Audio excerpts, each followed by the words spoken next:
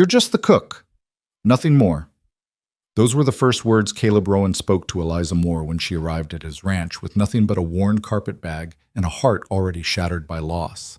She'd answered his advertisement expecting coldness. She'd known enough of it since her husband died, but she never imagined that his 6-year-old daughter would change everything. The moment Maggie whispered, "Can you tuck me in too?" Eliza's carefully built walls began to crumble. What she didn't know was that saving this broken family would nearly cost her everything. If you want to see how Eliza transforms this house of silence into a home of hope, stay with me until the very end. And please, hit that like button and leave a comment with your city so I can see how far this story travels across the world. The stagecoach lurched to a stop, sending up a cloud of Wyoming dust that hung in the late afternoon light like a curtain between Eliza Moore and her uncertain future. She pressed one gloved hand against the window frame, steadying herself as the driver's rough voice called out that this was as far as he went. The Rowan Ranch lay another 2 miles up the rutted path that disappeared into the rolling grasslands ahead. Eliza gathered her carpet bag. Everything she owned in the world fit into that single piece of worn leather, and stepped down onto the hard-packed earth. The May sun was warm on her shoulders, but it did nothing to chase away the chill that had settled into her bones over the past 6 months. 6 months since Thomas died. 6 months since the fever took him in 3 brutal days, leaving her with nothing but debts and the cold judgment of a town that had no use for a childless widow of 24. The stagecoach pulled away, its wheels grinding against stone and soil, and Eliza stood alone beneath the vast blue dome of the sky. Wyoming was different from Ohio, wider, emptier, more honest in its indifference. Back home, people had whispered their cruelty behind raised hands and closed doors. Here, the land didn't bother with pretense. It simply was what it was, beautiful, harsh, and utterly unforgiving to those who came unprepared. She adjusted the pins in her dark blonde hair, tucked a loose strand behind her ear, and began walking. The advertisement she'd answered had been brief to the point of coldness. Cook needed, room and board, no children, no expectations. See Rowan Ranch, Wyoming Territory. She'd written back immediately, her letter careful and measured, listing her experience in the kitchen and her willingness to work hard. His response had come 3 weeks later, just as terse. Position available. Arrived by May 15th. Wages discussed upon arrival. It wasn't a warm welcome, but it was a lifeline, and Eliza had learned not to expect warmth from the world anymore. The walk took longer than she'd anticipated. Her boots, already worn thin from too many miles, raised blisters on her heels. The carpet bag grew heavier with each step, though it couldn't have weighed more than 20 pounds. By the time she crested the final rise and saw the ranch spread out below her, the sun had begun its slow descent toward the western mountains, painting everything in shades of gold and amber. The Rowan Ranch was larger than she'd imagined. The main house stood 2 stories tall, built of timber and stone, with a wide porch that wrapped around the front and eastern side. Barns and outbuildings scattered across the property. A stable, a smokehouse, what looked like a bunkhouse for ranch hands. Cattle grazed in distant pastures, and she could hear the faint sounds of men's voices carrying across the open space, though she couldn't see them yet. Eliza paused at the edge of the property, suddenly aware of how she must look. Dusty, tired, her traveling dress creased and stained from days of hard travel. She'd sold most of her good clothes to pay Thomas's debts, keeping only what she needed. Pride was a luxury she could no longer afford. She walked toward the main house, her footsteps echoing on the wooden porch steps. Before she could knock, the door swung open. The man who stood in the doorway was tall, well over 6 feet, with broad shoulders and the kind of physical presence that came from years of hard labor. His dark hair was cut short, showing the first hints of silver at the temples, and his face was weathered by sun and wind into sharp, uncompromising lines. But it was his eyes that struck her most, gray as storm clouds, assessing her with an intensity that made her want to look away. "Mrs. Moore?" It wasn't a question. "Yes, sir. Mr. Rowan, I presume?" He nodded once, his expression unchanging. "You're late. I expected you 2 days ago. The stage was delayed and I didn't ask for an explanation." His voice was level, neither warm nor particularly cold, simply stating facts. I asked you to be here by the 15th. Today is the 17th. Eliza felt heat rise to her cheeks, but she kept her voice steady. I apologize. I came as quickly as I could. For a long moment, he simply looked at her, and she had the uncomfortable feeling of being measured against some internal standard she couldn't see. Then he stepped back, opening the door wider. Come in. We'll discuss terms. The interior of the house was dim after the bright sunlight, and Eliza had to blink several times before her eyes adjusted. The front room was spacious but Spartan, furniture that was functional rather than decorative, walls bare except for a single landscape painting above the stone fireplace. Everything was clean but somehow lifeless, as if the house itself was holding its breath. Caleb Rowan gestured toward a straight-back chair near the unlit fireplace. Sit. Eliza sat, placing her carpet bag at her feet, and waited while he remained standing. It was a deliberate choice, she realized, a way of maintaining dominance in the conversation. She'd seen Thomas use the same tactic with men who owed him money. I'll be direct, Mrs. Moore. I need someone who can cook for myself, my daughter, and 6 ranch hands. 3 meals a day, 7 days a week. You'll have Sundays after lunch to yourself. Room and board provided. There's a small bedroom off the kitchen that's yours. Wages are $30 a month. $30 was more than fair for a cook's position, especially one that included room and board. Eliza nodded. That's acceptable. I'm not finished. His gray eyes never left her face. You're here to cook, nothing more. You don't discipline my daughter. You don't make decisions about the running of this household, and you don't involve yourself in matters that don't concern you. The ranch hands eat in the bunkhouse. You'll prepare their meals and leave them in the warming oven. They don't come into this house. Is that clear? Perfectly clear, Mr. Rowan. Good. One more thing. He crossed his arms over his chest and his voice dropped slightly, taking on a harder edge. My daughter has been through a difficult time. Her mother died 2 years ago. She's fragile. She doesn't need another woman coming in here trying to replace what she lost. You'll be kind to her. You'll feed her properly, but you won't try to be something you're not. Am I understood? Eliza felt something tighten in her chest. Whether anger or sorrow, she couldn't quite tell. Mr. Rowan, I'm a widow myself. I understand loss, and I understand boundaries. You've hired me as a cook, and that's what I'll be. Something flickered across his face. Surprise, perhaps? Or maybe just a reassessment. But it was gone before she could identify it, replaced by that same impassive mask. When can you start? Now, if you like. I assume someone needs to prepare dinner. For the first time, the corner of his mouth twitched upward. Not quite a smile, but close. The kitchen's through there. He pointed toward a doorway to the right. Maggie's in her room upstairs. She knows you're coming. I've got work to finish before dark. He headed toward the front door, then paused. Mrs. Moore? The pantry's well stocked. Use what you need. And then he was gone, the door closing behind him with a solid thunk that seemed to emphasize the emptiness of the house. Eliza sat for a moment longer, letting out a breath she hadn't realized she'd been holding.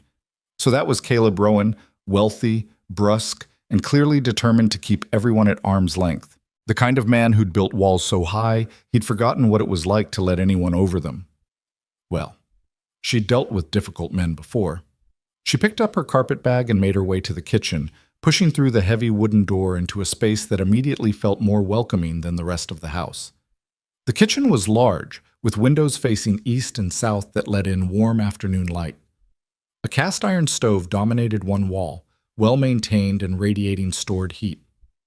Work surfaces lined the other walls, and the pantry, when she opened it, proved to be exactly as promised, well-stocked with flour, cornmeal, beans, preserved vegetables, and even some luxury items like sugar and coffee. Someone had taken care to prepare for her arrival, even if Caleb Rowan himself seemed determined to keep her at a distance. Eliza set down her bag in the small bedroom just off the kitchen, barely large enough for a narrow bed, a dresser, and a washstand, but clean and private, and returned to begin her work. She tied on an apron she found hanging by the door, washed her hands in the basin, and assessed what she had to work with. 2 hours until dinner needed to be ready. She decided on something simple but satisfying.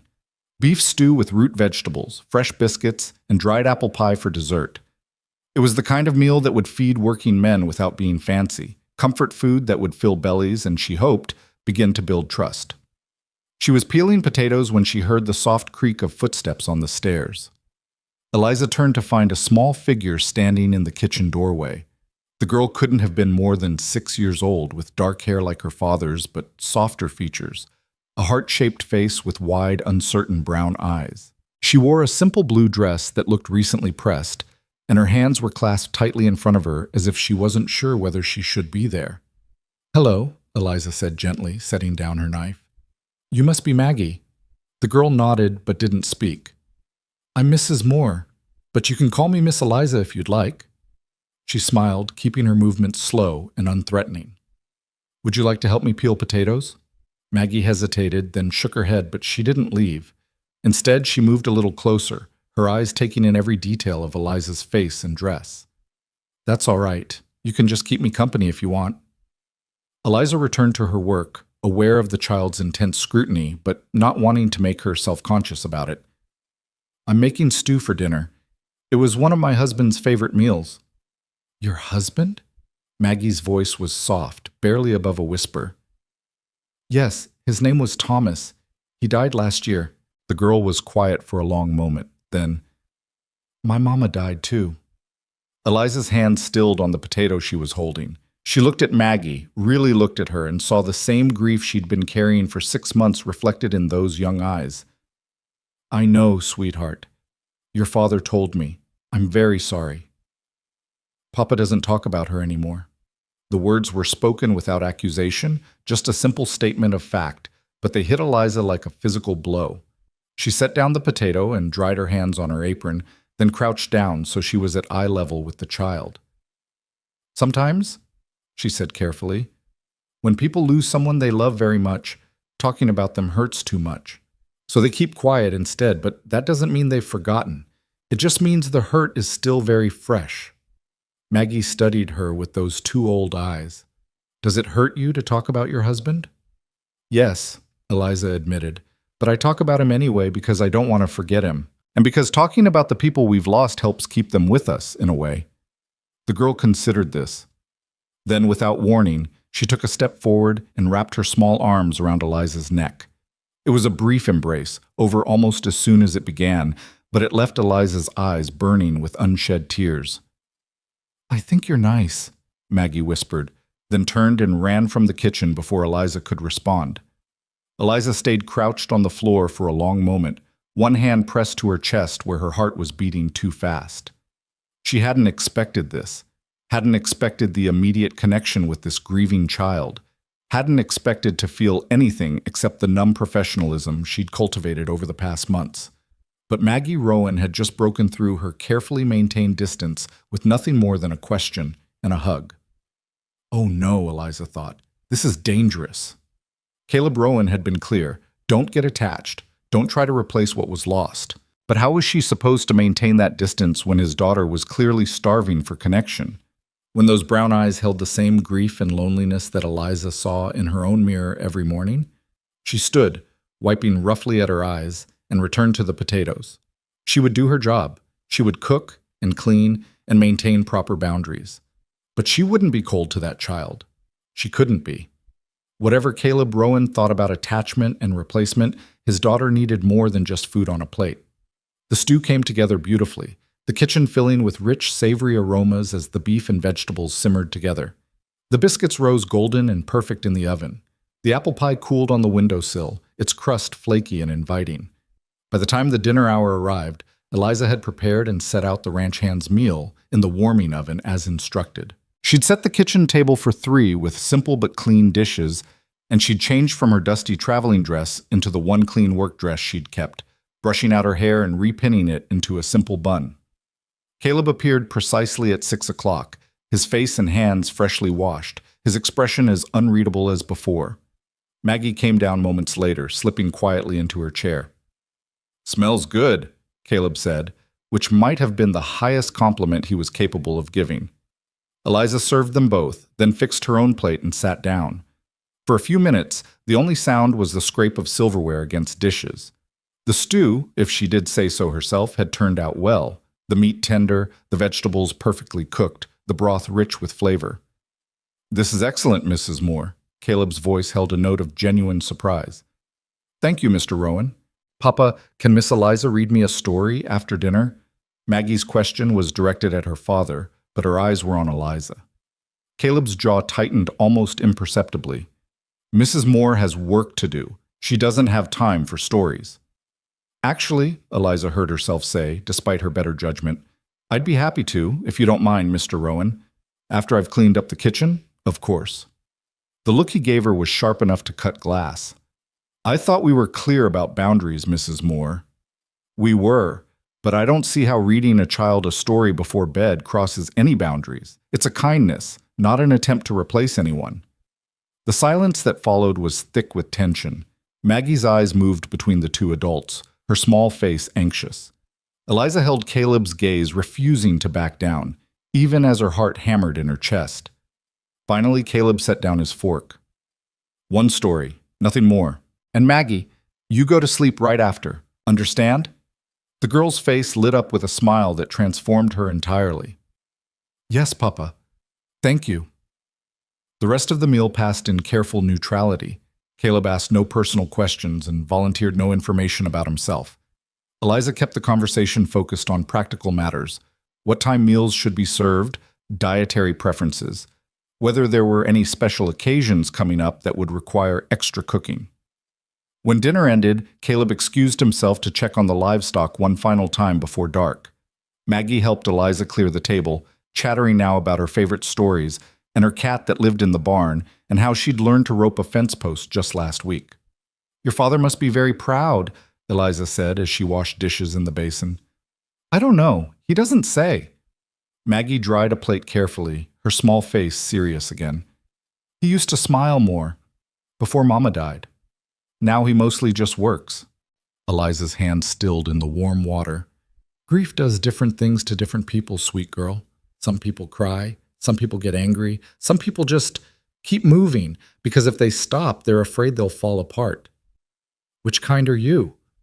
The question was so direct, so honest, that Eliza couldn't help but smile even as tears pricked her eyes again. "I'm the kind who keeps moving, just like your papa."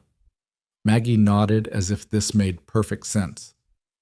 "That's why he hired you, I think, because you understand." Out of the mouths of babes, Eliza thought, maybe this 6-year-old had more wisdom than either of the adults in this house. After the dishes were done and the kitchen tidied, Eliza followed Maggie upstairs to her bedroom. It was a sweet room, painted pale yellow, with lace curtains and a bed covered in a beautiful quilt. But like the rest of the house, it felt somehow empty. Toys lined up too neatly on shelves, books stacked with military precision, everything in its place but nothing lived in. "Which story would you like?" Eliza asked, examining the small bookshelf. "The one about the princess who saves herself." Eliza smiled and pulled out a worn copy of a fairy tale collection. She settled into the chair beside Maggie's bed and began to read, her voice soft and steady in the quiet room. The story was about a princess imprisoned in a tower who learned to weave rope from her own hair, creating a ladder to freedom. It was a good story, one about resourcefulness and courage rather than waiting for rescue. Maggie listened intently, her eyes growing heavier as the story progressed. By the time Eliza reached the end, the girl was yawning. "Time for sleep now," Eliza said, closing the book. "Miss Eliza?" Maggie's voice was drowsy. "Will you tuck me in?" Eliza's breath caught. This was exactly what Caleb had warned against, crossing boundaries, trying to be something she wasn't. But how could she refuse such a simple request? How could she deny this grieving child a moment of comfort? She stood and pulled the quilt up to Maggie's chin, smoothing it gently. "There you go, all tucked in." "Thank you." Maggie's eyes were already closing. "I'm glad you're here." Eliza felt something crack open inside her chest, something she'd kept carefully locked away since Thomas died. "So am I, sweetheart. So am I." She was halfway to the door when Maggie spoke again, her voice barely audible. "Can you tuck me in tomorrow too?" Eliza turned back, looking at the small figure already half asleep in the bed. Tomorrow, and the day after that, and the day after that. A series of tomorrows stretching out into an uncertain future. each one an opportunity to either maintain safe distance or risk connection. "We'll see," she said softly, though in her heart she already knew the answer. She closed the door quietly and made her way back downstairs, her mind churning. The kitchen was dark except for the glow of banked coals in the stove. She lit a lamp and sat down at the table, suddenly exhausted. This was supposed to be simple. She was supposed to cook, keep her head down, save money, and eventually move on to what? She didn't know. She'd been so focused on escaping Ohio, on finding any lifeline that would pull her away from the suffocating judgment and memories, that she hadn't thought beyond this moment. But now there was Maggie, with her brown eyes full of unspoken sadness, and her simple requests that shouldn't have felt so weighted with meaning. And there was Caleb Rowan, stern and distant, building walls to protect himself and his daughter from any more hurt. Eliza knew all about walls. She'd built enough of her own. The front door opened and closed, and she heard Caleb's footsteps in the hall. He appeared in the kitchen doorway, still in his work clothes, dust on his boots. His eyes found her immediately. "She's asleep," Eliza reported before he could ask. He nodded, some of the tension leaving his shoulders. "Thank you." "Mr. Rowan, I need to ask you something." Eliza stood, squaring her shoulders. "Your daughter is grieving. I can see it as clearly as I can see my own grief in the mirror. And while I respect your boundaries, I can't be cold to her. I won't be. If that's a problem, tell me now, and I'll move on in the morning." He was quiet for a long moment, his expression unreadable in the lamplight. Then he moved further into the kitchen, pulling out a chair and sitting down heavily. He looked tired, not just physically, but bone-deep exhausted in a way that had nothing to do with ranch work. 2 years, he said finally. "It's been 2 years since Sarah died. Fever took her in less than a week. One day she was laughing and planning Maggie's birthday party, and the next—" He rubbed a hand over his face. "I thought time would help. I thought if I just kept things stable, kept the routine, Maggie would adjust. But she's not adjusting. She's just fading, like a flower that doesn't get enough sun." "Children need more than stability," Eliza said gently. "They need warmth, connection, permission to feel their feelings instead of burying them." "Like I'm doing, you mean?" It wasn't really a question. "I don't presume to judge you, Mr. Rowan. Everyone handles grief differently. But you think I'm handling it wrong?" Eliza chose her words carefully. "I think you're protecting your daughter the best way you know how. But sometimes protection can look a lot like isolation." He looked at her then, really looked at her, and for the first time she saw past the walls to the man beneath, a man who was just as lost as his daughter, just as desperate for relief from the weight of grief, but who'd convinced himself that feeling less was the same as hurting less. "I can't lose her too," he said quietly. "If I let myself feel everything, I'm afraid I'll break. And if I break, who takes care of Maggie?" "Maybe," Eliza said, "you don't have to do it all alone." The words hung in the air between them, full of meaning neither of them was quite ready to acknowledge. Caleb stood abruptly, the moment broken. "It's late. You should rest. Tomorrow's a full day." He paused at the door. "So, Mrs. Moore? You can read to Maggie every night if you want, and if she asks you to tuck her in—" He didn't finish the sentence, but his meaning was clear. "Thank you, Mr. Rowan." He nodded once and disappeared into the dark hallway. Eliza heard his footsteps on the stairs, then the quiet closing of a door somewhere above. She sat alone in the kitchen for a little while longer, watching the lamplight flicker across the walls. Outside, the Wyoming night was alive with sounds, crickets chirping, cattle lowing in distant pastures, the wind moving through new grass. It was so different from Ohio, where every sound had been familiar, where Thomas's absence had echoed in every room of their small house. Here, she was starting over. Not because she wanted to forget Thomas. She would never forget him. But because staying in that house, in that town, would have meant drowning in memories until there was nothing left of her but grief. Caleb Rowan understood that, she realized. He'd seen it in her immediately, recognized a kindred spirit trying to outrun pain by keeping moving. But Maggie was just a child who'd lost her mother and was slowly losing her father to his own fear of feeling. And maybe, just maybe, Eliza could help with that. Not by replacing what was lost, that was impossible, but by showing them both that it was safe to feel again.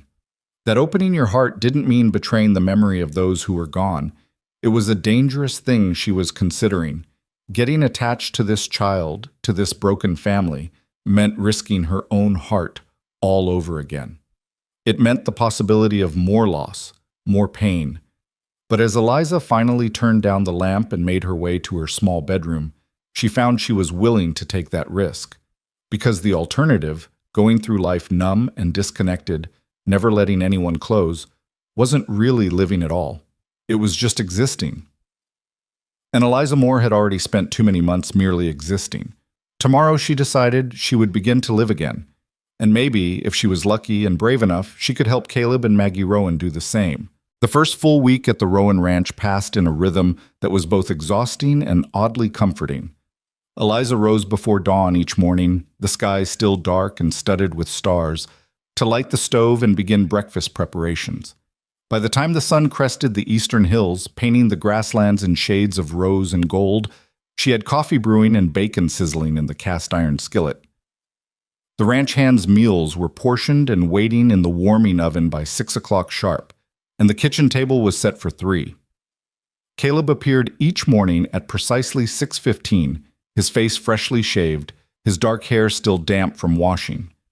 He would nod his greeting, never quite meeting her eyes, pour himself coffee, and wait in silence until Maggie came downstairs. The girl always entered tentatively, as if uncertain of her welcome, but her face would light up when she saw Eliza at the stove. "Good morning, Miss Eliza," she'd say, and those 3 words became the brightest part of Eliza's day. "Good morning, sweetheart. Did you sleep well?" It was always the same exchange, comfortable in its predictability, and Caleb never objected. In fact, Eliza noticed that his shoulders would relax slightly when Maggie smiled, as if some tension he'd been carrying eased just a fraction. Breakfast was usually pancakes or eggs with bacon, occasionally biscuits with sausage gravy that made the ranch hands send back their empty containers with what Eliza could only interpret as satisfied groans. Maggie would chatter about her dreams, or the barn cat's new kittens, or the wildflowers blooming near the creek, filling the silence her father maintained. Caleb listened, Eliza noticed, even when he didn't respond. His eyes would track his daughter's animated gestures, and sometimes, just sometimes, the corner of his mouth would twitch upward. After breakfast, Caleb would disappear to manage the ranch, and Maggie would hover near Eliza as she cleaned the kitchen and began preparations for the midday meal. The child was hungry for company in a way that broke Eliza's heart. She would pull a chair up to the work counter and watch with rapt attention as Eliza kneaded bread dough or peeled vegetables, asking endless questions about cooking in Ohio and what it was like to be married. "Did you love your husband very much?" Maggie asked one morning, her chin propped on her hands as she watched Eliza roll out pie crust. Eliza paused, the rolling pin heavy in her hands. "Yes, I did. Very much. Papa loved Mama like that. I could tell because he used to look at her the way the sun looks at the flowers, like he was helping her grow." The metaphor was so unexpectedly beautiful that Eliza had to blink back tears. "That's a lovely way to describe it, Maggie. I don't think he looks at anything that way anymore." The girl's voice was matter-of-fact, but there was an undertone of sadness that no 6-year-old should have to carry. "Do you think he'll ever be happy again?" Eliza set down the rolling pin and moved to sit beside Maggie, flour dusting her apron. "I think happiness doesn't leave us forever, even when we lose someone. It just takes a vacation.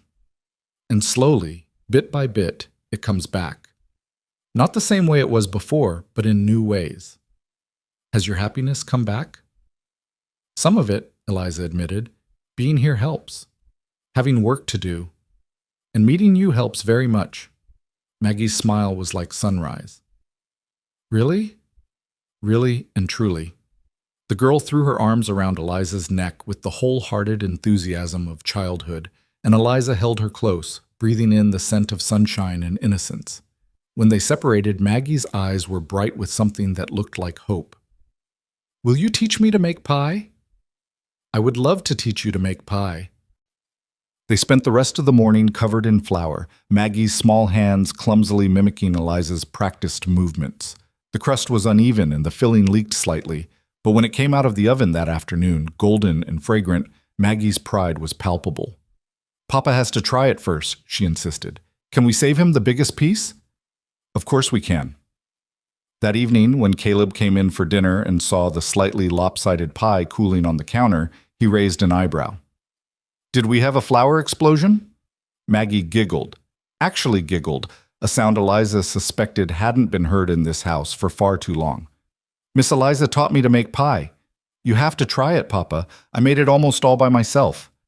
Something shifted in Caleb's expression, so subtle Eliza almost missed it. His eyes moved from the pie to his daughter's flour-dusted face to Eliza, still wearing her apron and probably looking just as messy as Maggie. When he spoke, his voice was gentler than she'd heard it before. "Then I'm sure it's the best pie I'll ever taste." At dinner, he took a large bite and made a show of savoring it, his eyes closing as if in ecstasy. Delicious.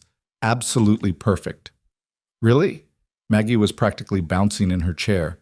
"Would I lie to you?"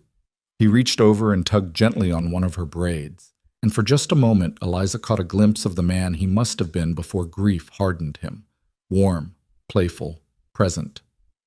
The moment passed quickly, his walls sliding back into place, but it had happened, and Eliza filed it away as evidence that Caleb Rowan wasn't as unreachable as he pretended to be. The days lengthened as May gave way to June, and the ranch came alive with activity. Calves were branded, fences were mended, and the garden plot behind the kitchen began to sprout with the vegetables Eliza had planted in the early morning hours. She found she loved the physical work, the ache in her muscles at day's end, the dirt under her fingernails, the tangible evidence of growth and life. Maggie became her constant shadow, helping to water the seedlings and pull weeds, narrating elaborate stories about the adventures of garden vegetables. The tomato plants were a family of explorers. The bean vines were climbing to reach a castle in the clouds. The carrots were secret agents tunneling to China. "You have quite an imagination," Eliza said, smiling as Maggie explained that the squash were actually sleeping dragons.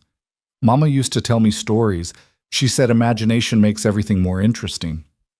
"Your mama was very wise." "Do you think she can see me? From heaven?" Eliza sat back on her heels, considering her answer carefully. "I think that the people who love us never really leave us. They stay in our memories and our hearts, and in that way, they're always with us. Papa says we shouldn't talk about Mama because it makes us sad." "Being sad isn't always bad, Maggie. Sometimes we need to be sad to remember how much we loved someone. And then, after we're done being sad for a while, we can remember all the happy times without it hurting quite so much." The girl thought about this, her young face serious. "I like talking about Mama with you. It doesn't hurt as much as I thought it would. You can talk about her whenever you want to." And Maggie did. Over the following weeks, as they worked in the garden or prepared meals together, stories of Sarah Rowan emerged. How she sang while she cooked. How she wore her hair in a complicated braid that Maggie could never quite replicate. How she made up silly songs about chickens and taught Maggie to dance in the kitchen when it rained. Eliza listened to every story, honoring the memory of a woman she'd never met but was coming to respect deeply. Sarah Rowan had clearly been full of life and love, the kind of mother every child deserved. No wonder her loss had hollowed out this family. But slowly, almost imperceptibly, the house began to change. Maggie laughed more often. She brought wildflowers inside and arranged them in mason jars, scattering color throughout the previously stark rooms. She sang the silly songs her mother had taught her, her voice echoing through the hallways, and Caleb, though he remained largely silent, seemed to soften around the edges.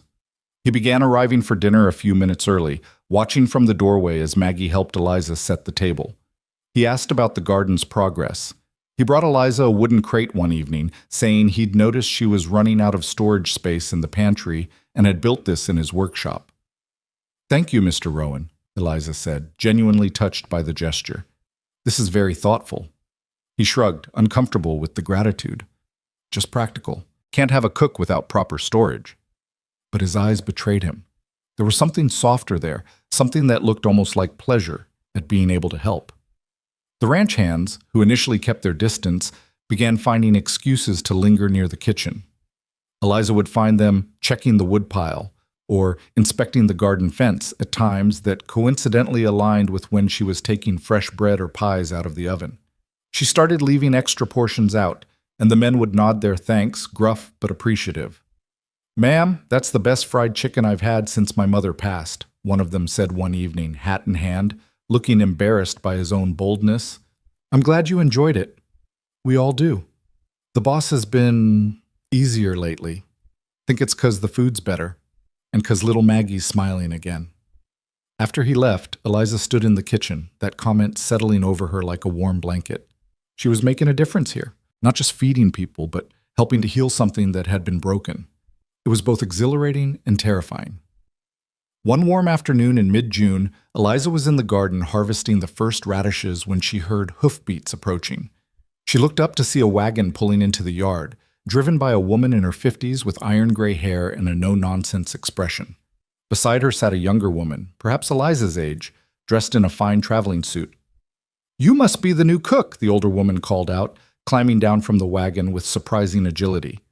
"I'm Ruth Campbell. My husband owns the ranch to the south. This is my daughter, Victoria." Eliza wiped her hands on her apron and stood, suddenly conscious of how she must look, dirt-stained and wind-blown. "Eliza Moore. Pleased to meet you. We heard Caleb had finally hired someone. Thought we'd come introduce ourselves." Ruth's eyes were sharp and assessing, taking in every detail. "How long have you been here?" "About 5 weeks now." "And how are you finding it? Caleb's not the easiest man to work for, I imagine." There was something in the woman's tone that put Eliza on guard. "He's been perfectly professional." Victoria stepped forward, her smile not quite reaching her eyes. "And little Maggie, how is she adjusting to having another woman in the house?" "She seems to be doing well." "Poor thing, losing her mother so young." Victoria's voice dripped with sympathy that felt performative. "Of course, she needs a woman's influence, someone to guide her into proper young ladyhood. I've told Caleb repeatedly that I'd be happy to help in that regard." Ruth shot her daughter a look that clearly meant be subtle, but Victoria either didn't notice or didn't care. "We should have tea," Ruth said. "Get to know each other properly. After all, we're the closest neighbors, only 12 miles apart." Eliza couldn't refuse without being rude, so she led them into the kitchen and put the kettle on. As she prepared tea and arranged some cookies on a plate, she was acutely aware of Victoria's eyes following her every movement. "This kitchen is quite well organized," Victoria observed. "Much better than when poor Sarah was alive. She was a dear woman, but not the most practical housekeeper." Eliza bit back her first response. "I wouldn't know. I never met her." "Oh, of course not. Well, I knew her quite well. Caleb and I have known each other since childhood, you see. Our families hoped we might—" She trailed off delicately. "But then he met Sarah and well, love makes fools of us all, doesn't it?" The subtext was clear. Victoria had wanted Caleb for herself, and now, with Sarah gone, she was positioning herself to finally claim him. "How nice that you remained friends," Eliza said neutrally, pouring tea. "More than friends, really. Almost family." Victoria accepted her cup with a gracious smile. "Which is why I feel it's my duty to ensure Maggie is being properly cared for. Children can be so easily influenced, especially by—" She paused delicately. "Temporary employees."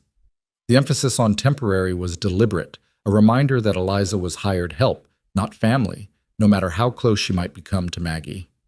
Ruth cleared her throat. "What Victoria means is that we're here to support Caleb however we can. It's been a difficult 2 years for him." "I'm sure it has been." "He needs a proper wife," Victoria continued, abandoning all pretense of subtlety. "Someone who understands his position in the community, who can manage his household and help raise Maggie with the right values. Someone of appropriate standing. I'm sure Mr. Rowan is capable of making his own decisions about his future," Eliza said carefully. "Of course he is, but men often need gentle guidance in such matters." Victoria's smile was as sharp as a knife. "I just wanted to make clear for your sake that any inappropriate attachments would be unwise for everyone involved." Eliza set down her teacup with enough force to make it rattle. "Mrs. Campbell." "Miss Campbell," Victoria corrected smoothly. "Miss Campbell, I am Mr. Rowan's cook, nothing more, nothing less. Any assumptions you're making are entirely your own." "I'm sure they are." Victoria's tone suggested she believed no such thing. But a word of advice from one woman to another: don't mistake a grieving man's momentary kindness for something deeper. You'll only end up hurt. Before Eliza could respond, the kitchen door swung open and Maggie burst in, her face flushed with excitement. "Miss Eliza, you should see the kittens! They're—" She stopped short, seeing the visitors. "Oh, hello, Miss Victoria." The coolness in the child's voice was unmistakable. "Maggie, darling." Victoria stood, arms outstretched. "Come give me a hug." Maggie took a deliberate step closer to Eliza instead. "We're very busy right now. Miss Eliza is teaching me about gardening." "How lovely, but surely you can spare a moment for old friends." Victoria's smile remained fixed, but her eyes had gone hard. "Your father and I were just discussing the other day how you need more structured education, perhaps music lessons, embroidery?" "I like gardening and cooking better." "Yes, well, those are fine skills for certain types of women." Victoria's gaze flicked meaningfully to Eliza. "But a young lady of your position needs to learn more refined accomplishments." Mama said the best accomplishment was being kind to people. The room went very still. Victoria's smile finally slipped, replaced by something colder. "Your mother was a saint, of course, but she's gone now, and someone needs to guide you properly." "Miss Eliza guides me just fine." Ruth stood abruptly. "We should go. Thank you for the tea, Mrs. Moore." "Yes," Victoria added, her tone clipped. "We wouldn't want to overstay our welcome. Please tell Caleb I stopped by, and that I'll be at the church social on Sunday. I hope he'll save me a dance." After they left, Maggie sagged against Eliza's side. "I don't like her." "Maggie, Mama didn't like her either. I heard her tell Papa once that Miss Victoria was like a pretty dress with scratchy lining, nice to look at but uncomfortable to wear." Eliza couldn't help but laugh, though she tried to cover it with a cough. "That's not a kind thing to say, even if, well, we should always try to see the best in people." "Even when they're mean to you?" "Especially then. Being kind doesn't mean letting people hurt you, but it does mean not stooping to their level." Maggie considered this. "You're much nicer than Miss Victoria, and prettier too." "Beauty is subjective, sweetheart." "What does subjective mean?" "It means different people like different things. What one person thinks is beautiful, another person might not." "Well, I think you're the most beautiful person I've ever seen. Except for Mama. You're different beautiful, but the same amount." She hugged Eliza tightly. "Don't let Miss Victoria make you leave, okay? Promise?" Eliza held the child close, breathing in the scent of sunshine and innocence, and felt her heart crack a little wider. "I promise I won't leave unless I absolutely have to." It was a careful promise, one that left room for circumstances beyond her control, but Maggie accepted it with the faith of childhood. As they returned to the garden, Eliza couldn't shake Victoria's words. Don't mistake a grieving man's momentary kindness for something deeper. But what if it wasn't mistake? What if the connection growing between them, tentative and unacknowledged as it was real? And more importantly, what was she supposed to do about it? That evening, Caleb arrived for dinner with a dark expression and mud splattered across his shirt. "We've got a problem with the water supply. One of the main irrigation channels collapsed. I'll be working late all week to fix it." "I'll keep your dinner warm," Eliza said. "Don't bother. I'll eat cold." He paused, noticing Maggie's subdued mood. "What's wrong, little one?" "Miss Victoria came by today." Caleb's jaw tightened. "What did she want?" "She wanted to remind everyone that she exists," Maggie said with surprising asperity. "And she was mean to Miss Eliza." His eyes snapped to Eliza. "Mean how?" "It wasn't," Eliza began. "She said Miss Eliza was just temporary and shouldn't get inappropriate attachments." Maggie's voice was indignant. "And she said I needed refined accomplishments, whatever those are." Caleb closed his eyes briefly, and when he opened them, they were stormy. "I'll speak with her." "That's not necessary," Eliza started. "It is necessary. Victoria has been persistent since Sarah died. I've tried to be diplomatic about it, but clearly I haven't been clear enough." He looked at Eliza directly for the first time in days. "You're not temporary, Mrs. Moore. Not unless you choose to be. And Maggie doesn't need refined accomplishments. She needs to be a child." The words hung in the air, weighted with more meaning than their surface suggested. Not unless you choose to be. It was the closest he'd come to admitting that he valued her presence beyond her cooking skills. "Thank you, Mr. Rowan," Eliza said quietly. He nodded once, then turned to his daughter. And you, Miss Maggie, did exactly right defending someone you care about. Your mother would be proud. Maggie's face lit up. Really? Really and truly. After dinner, as Eliza cleaned the kitchen, she heard Caleb's voice drifting down from upstairs, the low rumble of him reading to Maggie. It had become a new routine in the past week. Eliza would read the first story, then Caleb would appear for the second, the three of them forming a strange, unspoken partnership in caring for this child. Later, after Maggie was asleep, Caleb came down to the kitchen for coffee.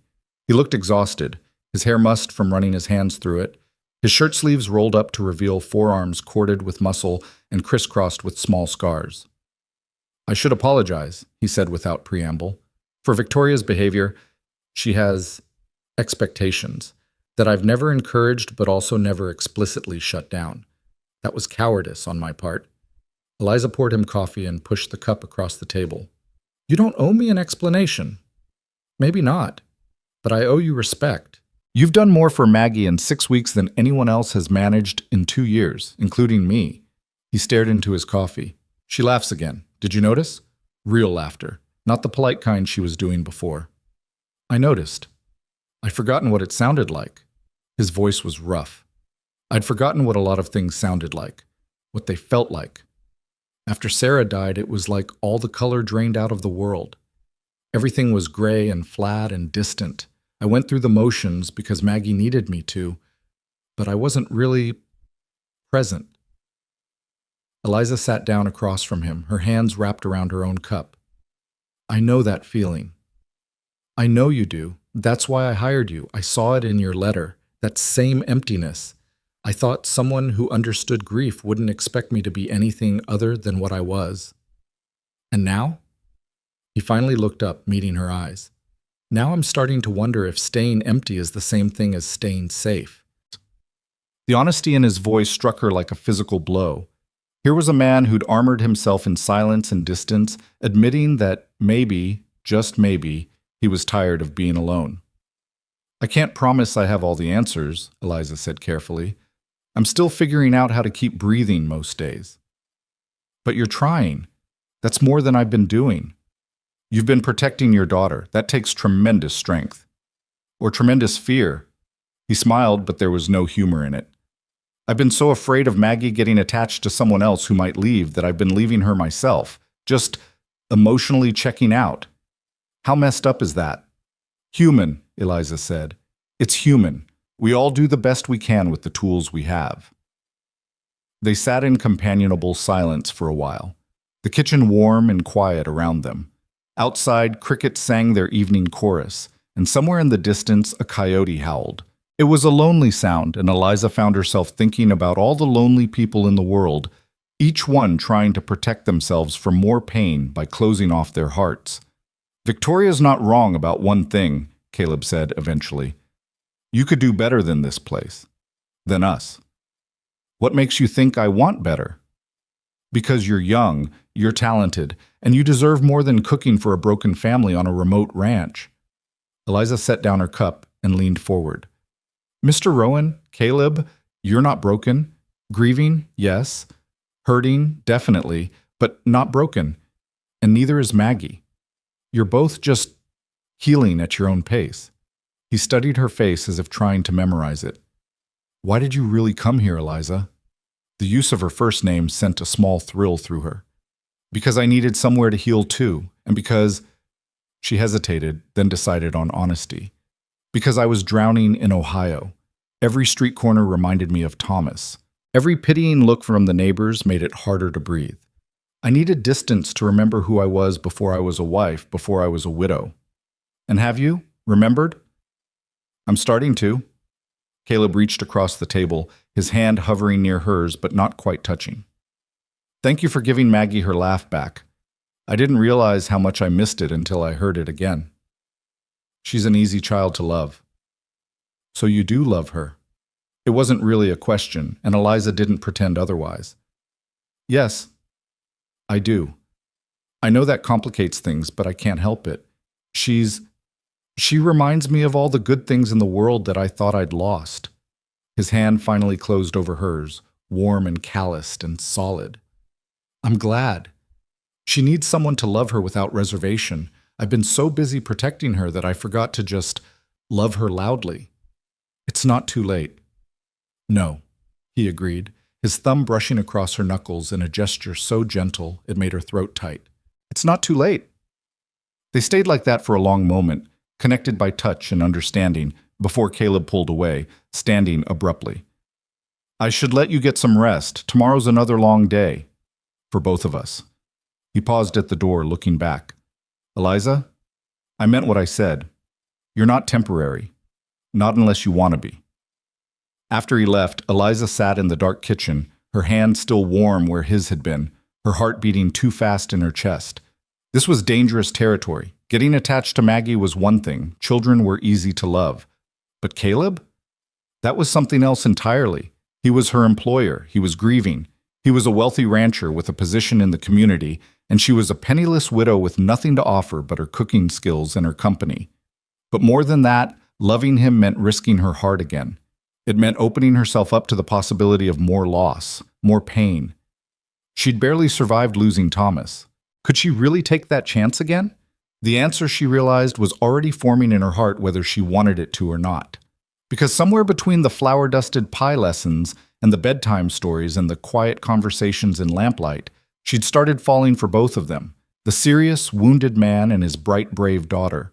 And there wasn't a thing she could do to stop it. The weeks that followed brought a shift so subtle that Eliza couldn't pinpoint exactly when things changed, only that they had.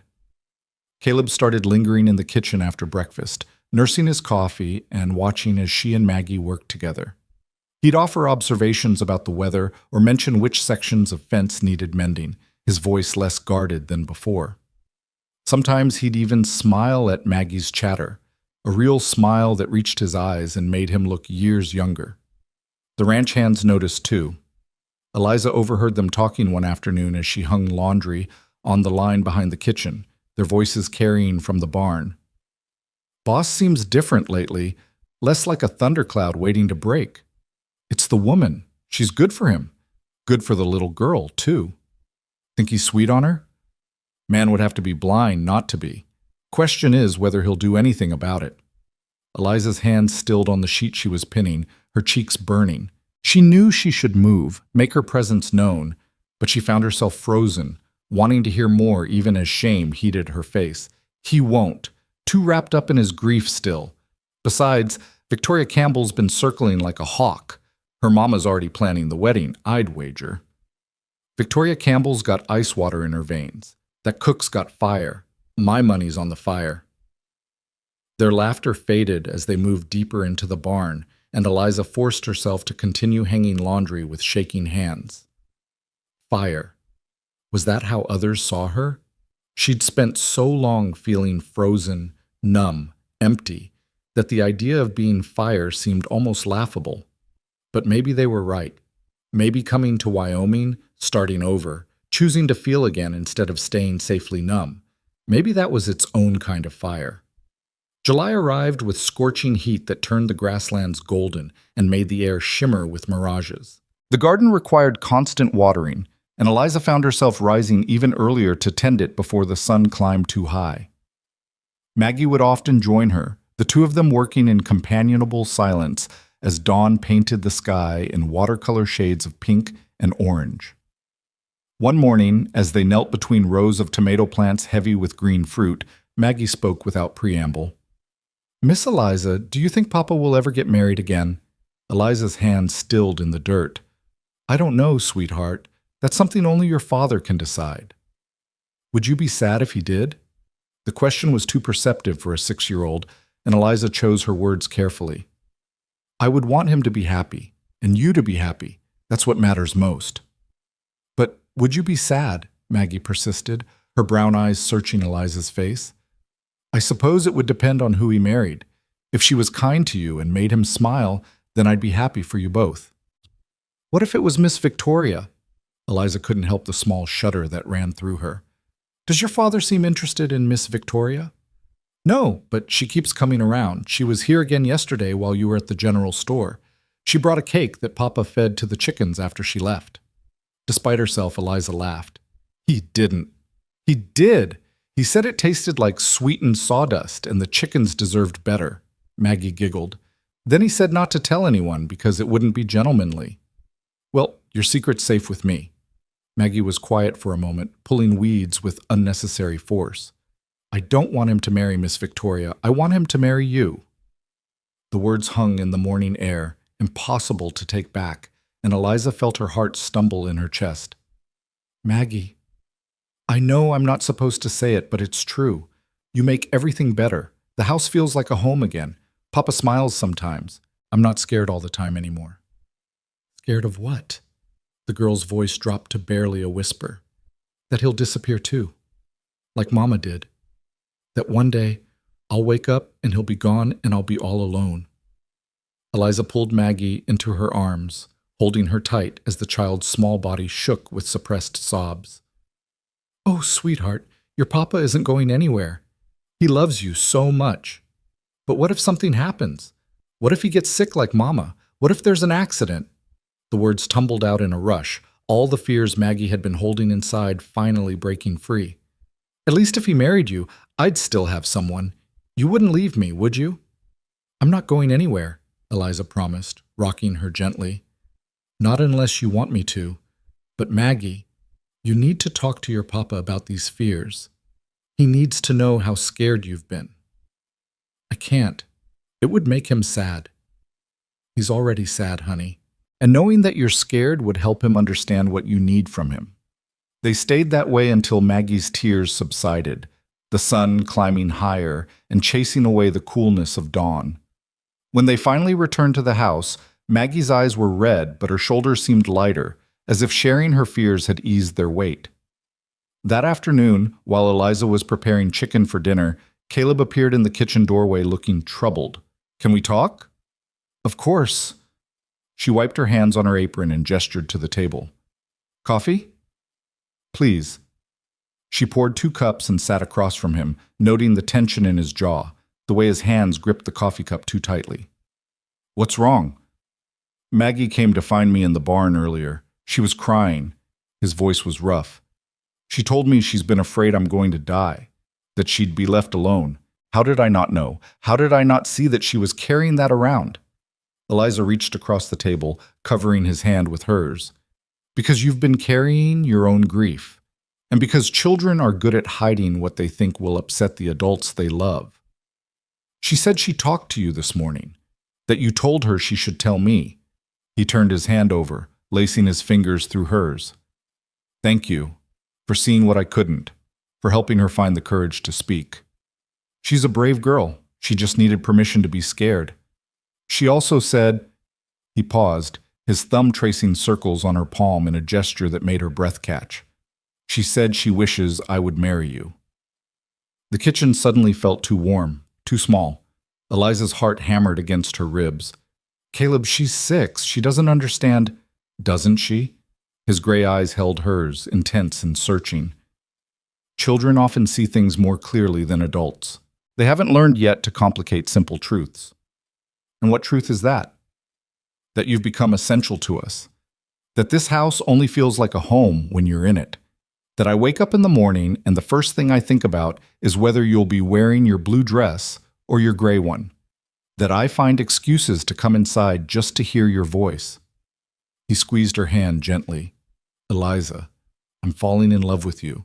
I think I have been since the day you stood in my kitchen and told me you understood loss. The words should have terrified her. They should have sent her running, protecting her still healing heart from the risk of more pain, but instead she felt something inside her chest crack open, letting in light. I'm scared, she admitted. I lost Thomas and it nearly destroyed me. The thought of loving someone again, of risking that kind of loss. I know. I'm scared too. Terrified, actually. His smile was crooked, vulnerable. But I'm more scared of spending the rest of my life half alive, going through the motions but never really feeling anything. You've reminded me what it's like to actually live, and I don't want to go back to just existing. This is complicated. I work for you. People will talk. Let them talk. I don't care about Victoria Campbell's opinion or anyone else's. I care about you, about Maggie, about building a life that has joy in it again. He stood, pulling her to her feet, his hands framing her face with a gentleness that made her eyes sting. I'm not asking you to decide anything right now. I just needed you to know, to understand that what's growing between us, it's real, at least for me. For me too, she whispered, and saying it out loud made it true in a way it hadn't been before. I love Maggie, and I'm falling in love with you. But Caleb, what if... He silenced her with a kiss, soft and sweet and tasting of coffee and promise. It was nothing like the passionate kisses she'd shared with Thomas in their youth. This was gentler, more tentative, two broken people finding their way carefully toward each other. When he pulled back, his forehead rested against hers. We don't have to have all the answers today. We'll figure it out together, one day at a time. The sound of the front door slamming made them spring apart. Maggie's voice called out, Miss Eliza, I'm hungry. Can we have those cookies you made? Caleb laughed, the sound rusty but genuine. Duty calls. Apparently, Eliza touched her fingers to her lips, still feeling the ghost of his kiss. Caleb, one day at a time sounds perfect. The following weeks passed in a haze of heightened awareness. Every accidental brush of hands felt electric. Every shared glance across the dinner table held weight. Caleb found reasons to help in the kitchen, their shoulders bumping as they worked side by side. Eliza caught herself watching him through the window as he worked with the horses, admiring the strength in his movements, the patience in his voice. They were careful around Maggie, not wanting to confuse her or make promises they weren't ready to keep. But the child seemed to sense the shift anyway, her smiles growing wider, her laughter coming more freely. Papa whistled today, she announced one evening at dinner. A whole song. He hasn't done that since Mama was alive. Caleb's ears turned red. I was in a good mood. Because of Miss Eliza, Maggie said with the blunt confidence of childhood. Everything's better because of Miss Eliza. Everything's better because we're all learning to be happy again, Eliza corrected gently. All three of us together. It was a perfect moment, the three of them gathered around the table, easy and comfortable in each other's presence. Eliza let herself imagine a future of such moments, stretching out into years. Maggie growing up with laughter in her life. Caleb smiling more often than he frowned. Herself, finally home after months of wandering. She should have known better than to trust in perfect moments. They never lasted. The fire started on a Wednesday afternoon in late July, when the heat had climbed past 100 degrees and the air was so dry it seemed to crackle. Caleb and the ranch hands were in the far pastures, mending a fence that the cattle had knocked down. Maggie was supposed to be in her room, resting during the hottest part of the day while Eliza prepared dinner. But children are curious creatures, and barn cats are unpredictable, and fate doesn't care about supposed-to-bes. Eliza was peeling apples for a pie when she heard it, a sharp crack followed by the frightened whinny of horses. She dropped her knife and ran to the window, her heart already knowing what her mind refused to accept. Smoke was pouring from the barn, black and thick, and rising fast. And somewhere in that smoke, she could hear a child screaming. Maggie! She didn't think. Thinking would have meant acknowledging danger, calculating risks, choosing safety over action. Instead, she simply ran, her legs pumping as fast as they would go, her lungs already burning from the smoke that seemed to be everywhere now. The barn doors were open, and she could see orange flames licking up the far wall where hay was stored. The horses were panicking in their stalls, and there, crouched in the corner near the tack room, was Maggie, frozen with terror as a beam above her head began to smolder. Maggie, come to me, Eliza screamed over the roar of the flames. I can't. My foot's stuck. Eliza plunged into the smoke, her eyes streaming, her throat closing. She could feel the heat of the fire on her skin, could hear the ominous groan of wood about to give way. She reached Maggie and saw that the child's foot was wedged beneath a fallen saddle rack. Hold on to me, Eliza commanded, lifting the rack with strength she didn't know she had. Maggie's foot came free, and Eliza scooped her up, turning back toward the door just as the burning beam above them gave way with a shriek of tortured wood. The impact drove Eliza to her knees, her back erupting in searing pain as the beam struck her shoulders. She kept her body curved over Maggie, protecting the child even as her vision began to gray at the edges. The smoke was too thick, too hot, stealing the air from her lungs. She tried to stand, but her legs wouldn't obey. The world tilted sideways, and she could hear Maggie crying, could feel small hands tugging at her dress, but everything was getting darker, farther away. Then there were other hands, stronger ones, lifting the beam off her back. Caleb's voice, hoarse with panic. "I've got you. Both of you. Hold on." He carried them both out. Eliza barely conscious, Maggie sobbing hysterically, emerging from the barn just as the roof began to collapse inward. The ranch hands were already there with buckets, fighting to keep the flames from spreading to the other buildings. Caleb laid them on the grass, his hands shaking as he checked them over. Maggie had some minor burns and would smell like smoke for days, but she was alive, relatively unharmed. Eliza was less fortunate. The beam had torn through her dress and the flesh beneath, and blood was seeping through the fabric at an alarming rate. "Someone ride for the doctor," Caleb shouted, his face ashen. "Now!"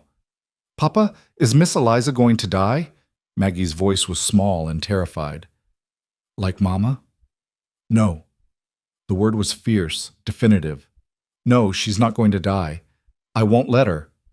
But even as he said it, Eliza could see the fear in his eyes, the same helpless terror he must have felt watching Sarah slip away. History repeating itself, loss compounding loss. "Caleb?" she managed to whisper, her voice raw from smoke. "Maggie? She's safe. Because of you. You saved her." His hands were pressing something against her back, trying to staunch the bleeding, and his face was too close to hers, his eyes too bright.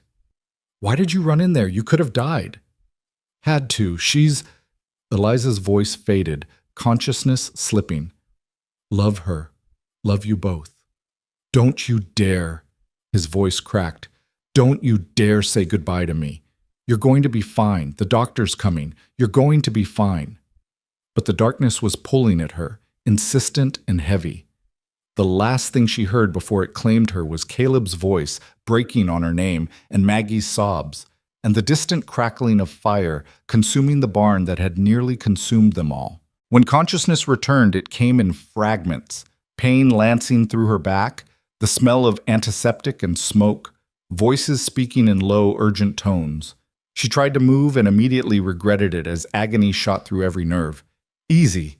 Caleb's face swam into focus above her, haggard and unshaven. "Don't move. The doctor said you need to stay still." "How long?" Her voice was barely a rasp. 2 days. You've been in and out." His hand found hers, gripping it like a lifeline. "The burns are bad, Eliza, and there's some damage to your shoulder where the beam hit. Doc says you'll heal, but it's going to take time." "Maggie?" "She's fine. A little smoke inhalation, some minor burns on her hands. She's been in here every waking moment, refusing to leave your side." He smiled, but it was strained. "I finally got her to go eat something. She'll be back any minute." Eliza looked around and realized she was in her small bedroom off the kitchen. Someone had made it as comfortable as possible. Extra pillows, fresh linens, a pitcher of water on the nightstand. Through the doorway, she could see into the kitchen, where late afternoon sunlight slanted across the floor. "The barn?" "Gone. We managed to save the other buildings, but the barn's a total loss." He rubbed his free hand over his face. "I don't care about the barn. I almost lost both of you. When I saw that smoke, when I heard Maggie screaming—" He couldn't finish, his voice breaking. "I'm sorry. I didn't think. You saved my daughter's life." The intensity in his voice made her breath catch. "You ran into a burning building without hesitation because Maggie needed you. Do you understand what that means to me? What you mean to me?" "Caleb, I thought I'd lost you. I thought I was going to have to watch someone else I loved die. And I realized that I can't do this halfway anymore. I can't pretend what I feel for you is anything less than everything." He brought her hand to his lips, pressing a kiss to her knuckles. "When you're healed, when you're strong again, I'm going to ask you properly.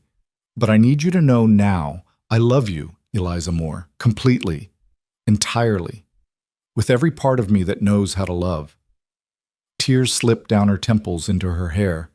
"I love you too, so much it terrifies me." "Good. Because I'm terrified too. But I'm done letting fear make my decisions." He leaned down, kissing her forehead with exquisite gentleness. "We'll figure out the rest. Together." The door burst open and Maggie flew in. her face lighting up when she saw Eliza's eyes open. "You're awake! Papa said you might sleep all day again, but you're awake." "Come here, sweetheart." Eliza's voice was weak but warm. Maggie climbed carefully onto the bed, mindful of Eliza's injuries. "I was so scared. I thought you were going to die like Mama, and it would be my fault because I shouldn't have gone in the barn, but there was a kitten, and shh. It's okay. It wasn't your fault. Accidents happen." Eliza brushed the hair back from Maggie's face. "Are you hurt?" "My hands got a little burned, but Doc wrapped them up and they barely hurt anymore. Not like your back." The child's eyes filled with tears. "I'm sorry you got hurt saving me." "I'm not sorry, not for 1 second. You're worth 100 burned barns and 1,000 injured backs." Eliza pulled her closer, ignoring the pain it caused. "I would do it again in a heartbeat." Maggie buried her face in Eliza's shoulder, crying softly. Caleb moved to sit on the other side of the bed, his hand resting on Maggie's back, and for a moment they were a tableau of relief and love and hard-won hope. "Miss Eliza?" Maggie's voice was muffled. "Are you going to stay forever now?" Eliza met Caleb's eyes over his daughter's head, seeing the question there, the vulnerability, the desperate hope that mirrored her own. "Yes, sweetheart. If your papa wants me to, I'm going to stay forever." "I want you to," Caleb said immediately, "more than anything." "Then it's settled." Maggie sat up, wiping her eyes, and for the first time since the fire, she smiled. "We're going to be a real family." The days that followed were difficult ones. Eliza's injuries kept her bedridden, dependent on others for the first time in her life. Caleb hired a temporary cook from town, but the woman was brisk and efficient where Eliza had been warm, and Maggie spent more time sulking in Eliza's room than anywhere else. "I don't like Mrs. Henderson," she announced one afternoon. "She made soup that tasted like dishwater." "Be kind," Eliza chided gently. "She's doing her best." "Her best isn't as good as your best." Caleb, who'd been reading in the corner, looked up with a smile. "No arguing with that logic." As Eliza healed, slowly, painfully, the three of them fell into a new rhythm. Caleb would carry her to a chair on the porch in the morning so she could feel the sun on her face and watch the ranch come alive. Maggie would sit at her feet, reading aloud or chattering about the new kittens or the progress on the barn reconstruction. In the evenings, Caleb would read to them both, his deep voice a comfort in the gathering dark. It was during one of these evenings, with the lamp casting warm shadows and Maggie dozing against Eliza's side, that Caleb set down his book and reached into his pocket. "I know this isn't the most romantic setting," he began, his voice nervous in a way she'd never heard before. "And I know you're still healing, but I've waited long enough, and I don't want to wait anymore." He opened a small box, revealing a simple gold band with a single small diamond. "This was my grandmother's. It's not fancy, but it's been in my family for 3 generations. Sarah never wanted to wear it. She preferred something more modern, so it's been in my drawer all these years." He took Eliza's hand carefully, mindful of her still healing injuries. "Eliza Moore, will you marry me? Will you be my wife, Maggie's mother, and my partner in building a life that has joy in it again?" Maggie sat bolt upright, suddenly wide awake. "Are you asking? Are you really asking?" "I'm really asking." Caleb's eyes never left Eliza's face. "What do you say?" What could she say? This man and his daughter had become her whole world, had reminded her that life after loss was possible, that love was worth the risk. Thomas would want her to be happy, she realized. He would want her to embrace this second chance, instead of clinging to grief out of some misguided sense of loyalty. "Yes," she said, her voice clear despite her tears. "Yes, I'll marry you." Maggie shrieked with joy, bouncing on the bed hard enough to make Eliza wince. Caleb slipped the ring onto her finger, a perfect fit, and kissed her with a tenderness that promised forever. "We're a family now," Maggie declared. "A real, actual family." "We were already a family," Caleb corrected gently. "This just makes it official." And as Eliza sat there, ring on her finger and her future suddenly bright with possibility, she realized he was right. They'd been a family since that first morning when Maggie had asked for a story, since Caleb had let his walls crack enough to let her see the man beneath. The fire hadn't created their bond. It had simply revealed how unbreakable that bond already was. She'd come to Wyoming empty and alone, expecting nothing more than a job and a place to hide from her grief. Instead, she'd found a home, a purpose, and a love she'd thought she'd never experience again. The road ahead wouldn't be easy. Her injuries would take months to fully heal. There would be gossip to face, Victoria Campbell's inevitable fury, the challenges of blending their lives completely. But none of that mattered, not really, because they would face it together. 3 broken people had found each other beneath the wide Wyoming sky, and in finding each other, they'd begun to heal. The house that had been silent and empty now rang with laughter and life. The man who'd forgotten how to feel was learning to love again. The child who'd been afraid of losing everyone had gained a family that would never let her go. And the widow who'd thought her capacity for joy had died with her husband discovered that the heart had an infinite capacity to love, if only you were brave enough to open it. As night fell and Maggie finally drifted off to sleep, Caleb carried her to her own bed before returning to sit beside Eliza. They didn't speak, didn't need to. The silence between them was comfortable, full of promise and understanding, and the quiet certainty that they'd found something rare and precious. Tomorrow, the work of building their future would begin. But tonight, in this moment, everything was perfect exactly as it was.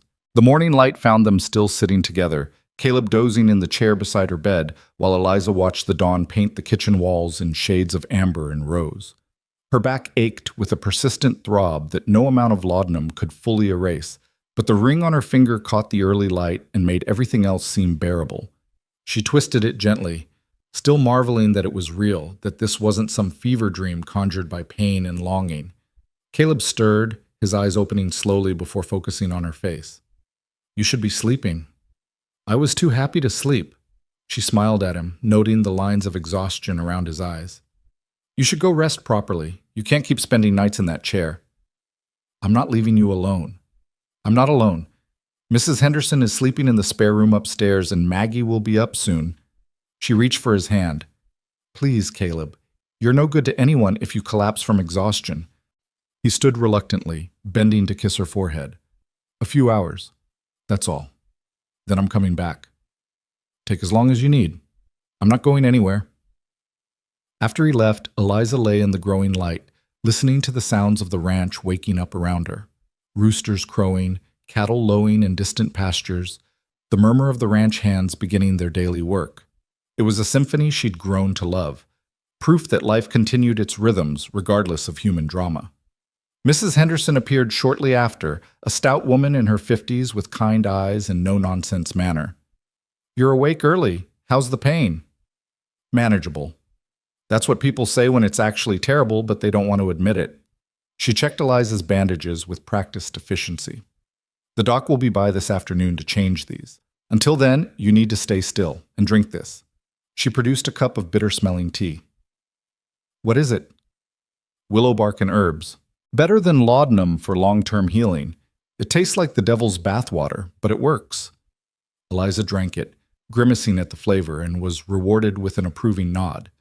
Mrs. Henderson had just finished helping her sit up slightly when Maggie burst into the room, still in her nightgown, her dark hair a wild tangle. "You're still here!" The relief in her voice was palpable. "Where else would I be, sweetheart? I had a bad dream. I dreamed you left and Papa was sad again, and everything went back to being gray and quiet." She climbed onto the bed with practiced care, nestling against Eliza's uninjured side. "But you're really staying, right? You promised." "I promised, and I meant it. See?" Eliza held up her left hand, showing the ring. "This means I'm part of the family now, forever and always." Maggie traced the ring with one small finger, her expression serious. "Miss Victoria isn't going to like it." Miss Victoria's feelings are her own concern. "She's going to be really mean, meaner than before." The child looked up at her with worried brown eyes. "Are you sure you want to marry Papa, even if people are mean?" Eliza gathered her close, ignoring the pull on her injuries. "Maggie, listen to me. I love your father, and I love you. Nothing anyone says or does can change that. People might gossip or disapprove, but their opinions don't matter. What matters is that we're happy together. Do you understand?" "I think so." Maggie was quiet for a moment. "Mama used to say that small people try to make others feel small too." She said the best thing to do was to be so big inside that their smallness couldn't touch you. Your mama was a very wise woman. I'm glad you're not trying to be exactly like her. Papa said you couldn't be, and he was right. But you're different. Good. Not better or worse good. You're Miss Eliza Good, which is its own special thing. The simple wisdom of it brought tears to Eliza's eyes. That might be the nicest thing anyone's ever said to me. Mrs. Henderson, who'd been tidying the room with tactful silence, cleared her throat. I'll make breakfast. Miss Maggie, you should get dressed and help me. Give Mrs. Moore some rest. Can I come back after? Of course you can. After they left, Eliza closed her eyes, letting exhaustion pull her under for a few hours. When she woke again, it was to the sound of raised voices coming from the kitchen. She recognized Caleb's low rumble and another voice, feminine and sharp, Victoria Campbell. You can't possibly be serious. A cook? A common widow who's been here barely 2 months? How I choose to live my life is none of your concern, Victoria. It most certainly is my concern. Our families have been neighbors for 3 generations. Everyone expected that we would. You expected. I never gave you any reason to believe I felt the same way. Because you were grieving. I understood that. I was patient. And now you throw me over for a woman who has nothing, no family, no connections, no standing in the community? Eliza's stomach twisted with a mixture of anger and shame. Everything Victoria said was true. She had nothing to offer Caleb except herself. What right did she have to think that was enough? What she has, Caleb said, his voice dangerously quiet, is kindness, courage, and genuine love for my daughter. She ran into a burning building to save Maggie's life. She makes this house feel like a home again. And I love her. That's all that matters. You're making a mistake. You're letting loneliness and gratitude cloud your judgment. In 6 months, you'll realize what you've done, and by then it will be too late. The only mistake I've made is allowing you to harbor false hope for 2 years. I should have been clearer from the beginning. I'm sorry if I hurt you, Victoria, but my decision is final. I see. Victoria's voice had gone cold. I hope you know what you're bringing on yourself. On all of you. This town won't accept her easily. Not as your wife. People will talk. They'll speculate about whether she used Maggie to trap you, whether this was her plan all along. Then they can talk. I stopped caring about gossip when Sarah died, and half the town couldn't be bothered to check on a grieving widower and his daughter. The front door slammed hard enough to rattle the windows, and Eliza heard Caleb's heavy footsteps crossing the kitchen. He appeared in her doorway, his face flushed with anger and something that looked like shame. You heard. Most of it. He came to sit beside her, taking her hand. I'm sorry you had to hear that. Victoria has no right. She's not entirely wrong, though, is she? Eliza's voice was quiet. I don't have family or connections or standing. I am just a cook who's been here 2 months. People will think I manipulated you. Eliza, Tim. I'm not saying I regret accepting your proposal. I'm saying I understand what we're facing. She squeezed his hand. Your life would be easier if you married someone like Victoria, someone the community would accept without question. My life would be miserable if I married Victoria. He lifted her hand to his lips. I don't care about easy, Eliza. I care about real. And what we have, what we're building, that's real. What if Maggie gets hurt by the gossip? Children can be cruel. Then we'll teach her how to hold her head high and not let small people make her feel small. He smiled slightly. Apparently Sarah used to say something like that. Maggie told me this morning. She told me too. Eliza studied his face, seeing the determination there, but also the worry he was trying to hide. Caleb, be honest with me. Are you sure about this? Really sure? Because once we announce our engagement publicly, there's no taking it back without causing even more talk. He was quiet for a long moment, his thumb tracing circles on her palm. When Sarah died, I thought my life was over. Not literally, obviously. I had Maggie to take care of, but all the parts of me that knew how to feel joy or hope or love, those parts died with her. I convinced myself that was fine, that being numb was safer than feeling. And then you arrived with your worn carpet bag and your careful walls and your grief that matched my own, and everything started changing. He looked at her directly, his gray eyes clear and steady. You didn't push. You didn't try to force happiness on us. You just existed alongside us, letting us be broken while somehow showing us it was okay to start healing. Maggie laughed again because of you. I remembered how to smile because of you, and when I thought I'd lost you in that fire, I realized that being numb wasn't safer. It was just a slower way of dying. Tears streamed down Eliza's face. I feel the same way. You and Maggie gave me a reason to keep breathing when I thought I'd forgotten how. Then we're sure, both of us. Everything else, Victoria's anger, the town's gossip, all of it, we'll handle it together. He leaned forward carefully, kissing her with a tenderness that made her heart ache. I love you, Eliza Moore. Soon to be Eliza Rowan, and I'm not ashamed of that or apologetic about it. I love you too. Maggie appeared in the doorway, having clearly been eavesdropping. Are we still getting married? Miss Victoria didn't ruin it? Nothing could ruin it, Caleb assured her. Though maybe we should have the wedding sooner rather than later, before your Miss Eliza has time to come to her senses and realize she could do better. I'm not going anywhere, Eliza said firmly, though I would like to be able to stand on my own for the ceremony. How long did the doctor say? Another 3 weeks before I can move normally, 6 before the burns are fully healed. Then we'll wait 6 weeks. I want you to have the wedding you deserve, not one where you're in pain through the whole thing. But fate, it seemed, had other plans. 3 days later, as Eliza was finally able to sit up in a chair on the porch for more than an hour at a time, a rider came galloping up to the house in a cloud of dust. He swung down from his horse, his face urgent. Mr. Rowan, there's been an accident at the Campbell Ranch. Their barn roof collapsed. 3 men trapped. They're asking for help. Caleb was already moving, calling for the ranch hands, organizing a rescue party. He paused at Eliza's chair, bending to kiss her forehead. I have to go. Whatever our differences with Victoria, those men need help. Of course, be careful. Always. He looked at Maggie, who'd come running at the commotion. You stay here with Miss Eliza and Mrs. Henderson. Mind what they tell you. He was gone within minutes, along with most of the ranch hands, leaving the property eerily quiet. Mrs. Henderson brought Eliza tea and fresh bandages, muttering about men and their dangerous heroics, but Eliza could see the worry in her eyes, too. The afternoon dragged by with agonizing slowness. Maggie tried to read but couldn't focus, eventually abandoning her book to pace the porch. What if something happens to Papa? What if the roof isn't stable and it collapses more? Your father is very careful and very experienced. He'll be fine. But even as she said it, Eliza felt her own anxiety mounting. They'd just found each other, just committed to a future together. The universe couldn't be cruel enough to tear them apart now, could it? It was nearly dinner time when the sound of horses announced the rescue party's return.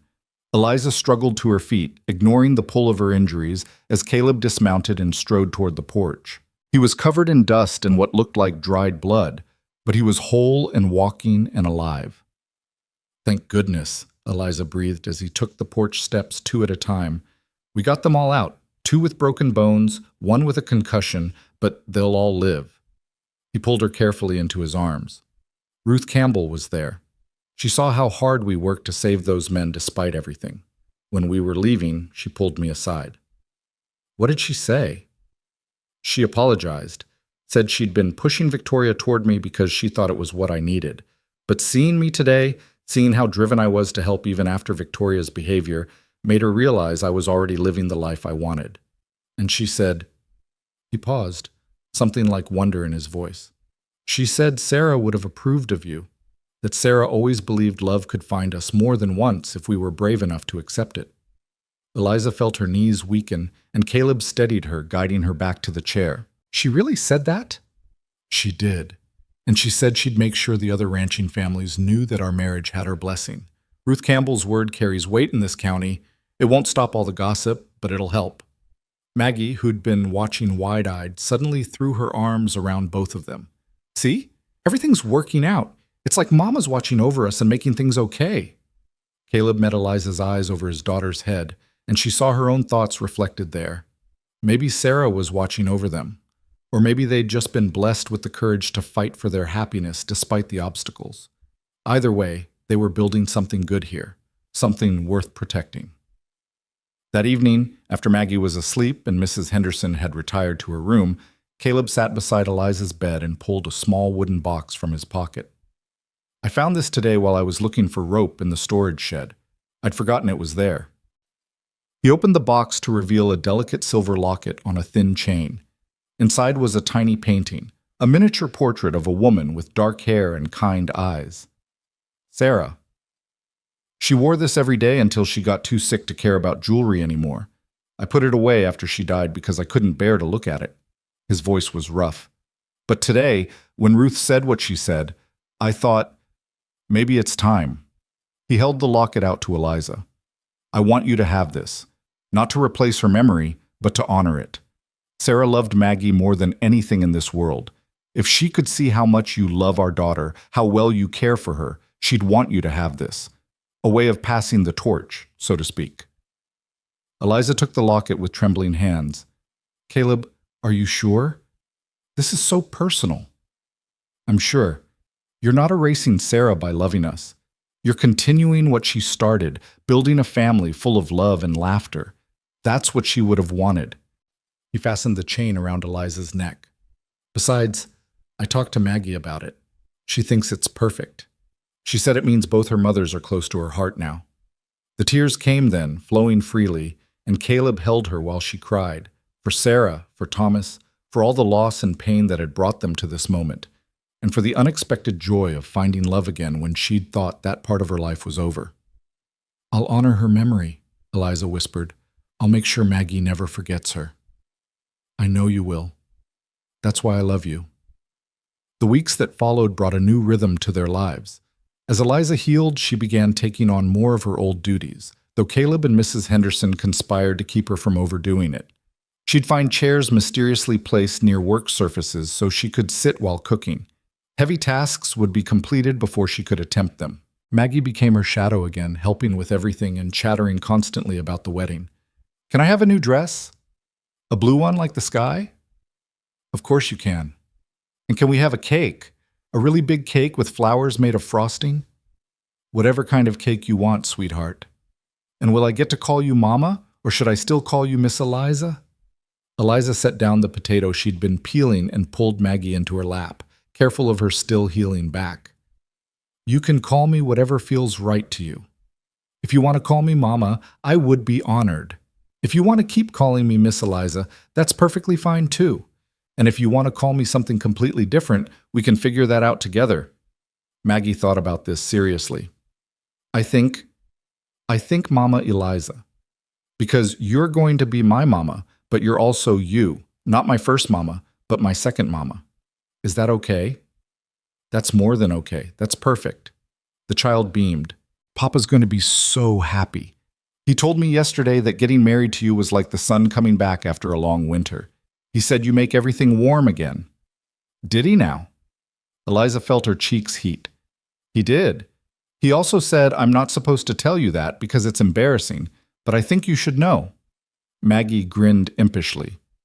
He talks about you a lot when you're not around, about how brave you are and how pretty you look in the morning light and how your laugh sounds like music. Maggie Rowan, are you spying on your father? Not spying, just paying attention.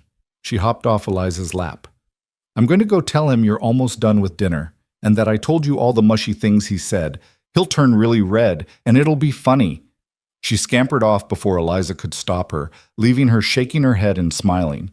This child, this beautiful, brave, impossibly perceptive child, had stolen her heart as completely as her father had. That evening, true to Maggie's prediction, Caleb did turn red when his daughter gleefully reported her eavesdropping. You're supposed to keep secrets, not broadcast them. But they're such good secrets. Why would I keep them quiet? Because your papa has a reputation to maintain, he said, trying and failing to look stern. I can't have people thinking I'm soft. You are soft, Maggie informed him. On the inside, where it counts. Mama Eliza says the strongest people are the ones who let themselves be soft with the people they love. Caleb's eyes found Eliza's across the table. Mama Eliza? If that's all right with you, it's more than all right. His voice was thick with emotion. It's perfect.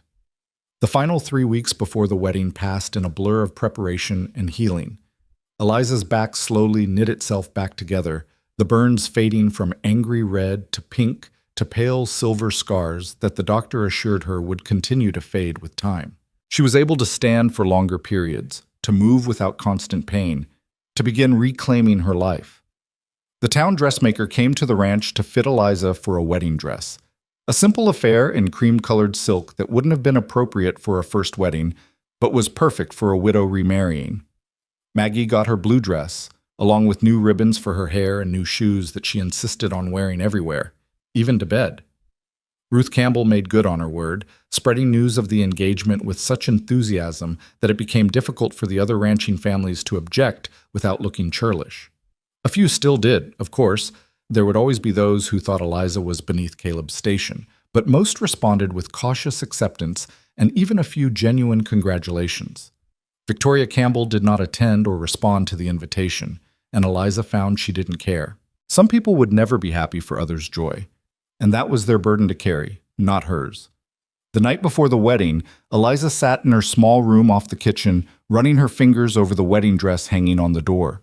Tomorrow she would marry Caleb Rowan. Tomorrow she would officially become Maggie's mother. Tomorrow she would step into a future she'd never imagined when she'd arrived at this ranch 6 months ago, desperate and alone. A soft knock made her turn. Caleb stood in the doorway, looking uncertain. "I know it's bad luck to see each other the night before, but I needed to tell you something. Come in." He closed the door behind him and crossed to where she sat, taking her hands in his. "I've been thinking about what Victoria said, about whether I'm making a mistake, whether this is really love or just gratitude and loneliness." Eliza's heart stuttered. And I know the difference. I love Sarah desperately, completely, with the passion of youth and first love. What I feel for you is different. It's deeper, quieter, built on understanding and shared grief, and the conscious choice to open my heart again, despite knowing how much it can hurt to lose someone. He cupped her face in his hands. "I'm not confusing gratitude with love, Eliza. I'm grateful to you, yes, but I also love you. Those are two separate things that happen to exist at the same time. I love you too. So much it terrifies me sometimes." "Good. Because a love that doesn't scare you a little isn't worth having." He kissed her softly, sweetly, a promise of tomorrow and all the tomorrows after that. "Get some sleep. I'll see you at the altar." After he left, Eliza lay in the darkness, touching the locket that held Sarah's picture, and whispered into the quiet, "Thank you for loving them first, for showing them what family means. I promise I'll take care of them. I promise I'll make them happy, and I promise I'll never let Maggie forget you." There was no answer, of course, but somehow Eliza felt at peace. The past and the future could coexist. Love could be both old and new. And hearts that had been broken could heal and love again, not despite their scars, but because of them. Tomorrow, she would become Eliza Rowan. Tomorrow, she would step into the future she'd fought so hard to deserve. But tonight, she was still Eliza Moore, widow and survivor, taking one last moment to honor everything she'd been before embracing everything she was about to become. And she was ready. Morning arrived with the sky so blue it looked painted, the kind of perfect late summer day that made everything feel possible. Eliza woke to the sound of birds singing and Maggie's excited whisper just outside her door. "Is she awake yet? Can I go in?" "Give her a few more minutes, sweetheart," Mrs. Henderson's voice replied. "It's her wedding day. Let her have a moment of peace before the chaos begins." But Eliza was already smiling, already sitting up despite the lingering stiffness in her back. "You can come in, Maggie." The door burst open and Maggie flew in, still in her nightgown, her dark hair wild around her face. "It's today. You're getting married today. Are you nervous?" "Papa's nervous." He knocked over his shaving mug and said a bad word that I'm not supposed to repeat. "I'm not nervous," Eliza said, realizing as she spoke that it was true. She'd been nervous before marrying Thomas, terrified of disappointing him or failing at being a wife. But this felt different, like coming home after a long journey, natural and right, and meant to be. "I'm excited and happy, and maybe a little bit scared, but the good kind of scared. The kind where your stomach feels all fluttery, but in a nice way. Exactly that kind." Maggie climbed onto the bed, bouncing slightly. "I helped Papa pick flowers this morning. We got wildflowers from the meadow, purple and yellow and white ones. He said Mama Sarah always liked wildflowers better than fancy roses because they were honest. What does that mean? Eliza pulled Maggie close, breathing in the sunshine smell of her hair. It means they grow where they want to grow, without anyone telling them to. They're beautiful just by being themselves. Like you and Papa. You didn't try to be fancy or different. You just were yourselves, and that's why you fit together. The wisdom of children never ceased to amaze her. That's exactly right, sweetheart. Mrs. Henderson appeared with breakfast on a tray. Fresh bread, eggs, berries, and coffee, so strong it could wake the dead. Eat! You'll need your strength.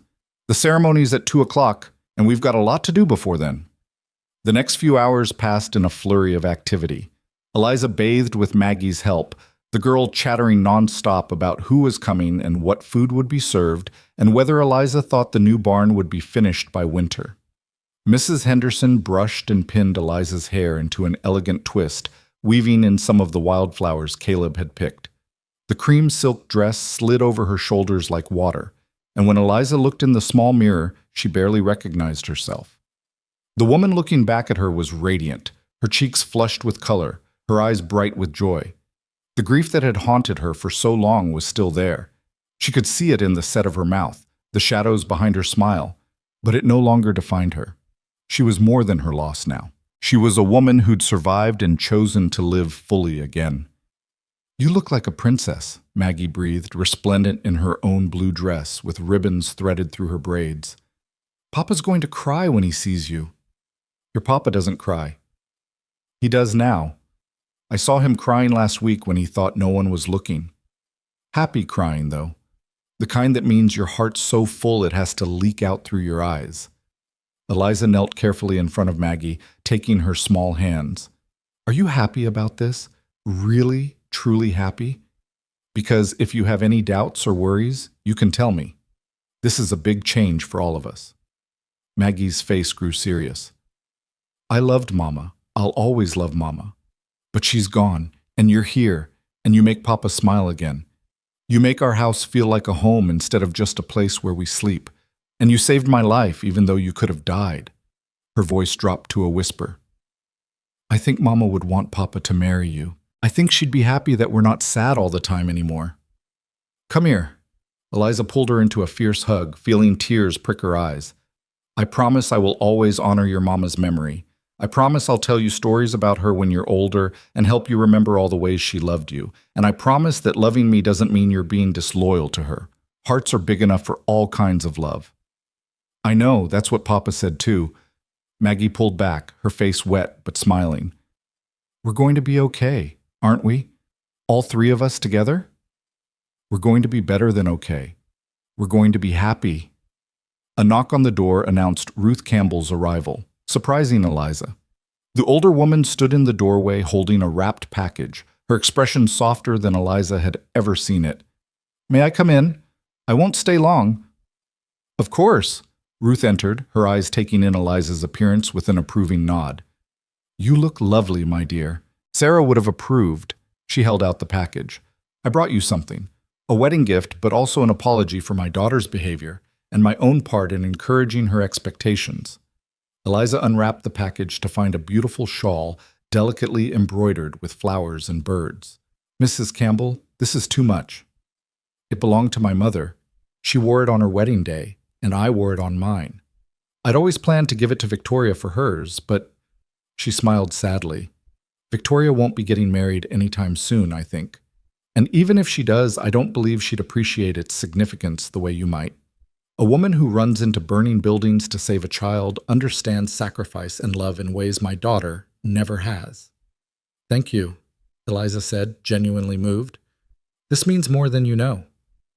I also wanted to say that you're welcome at our ranch anytime. I know things have been awkward, but you're going to be part of this community now, and the community takes care of its own. Ruth glanced at Maggie, who was watching wide-eyed.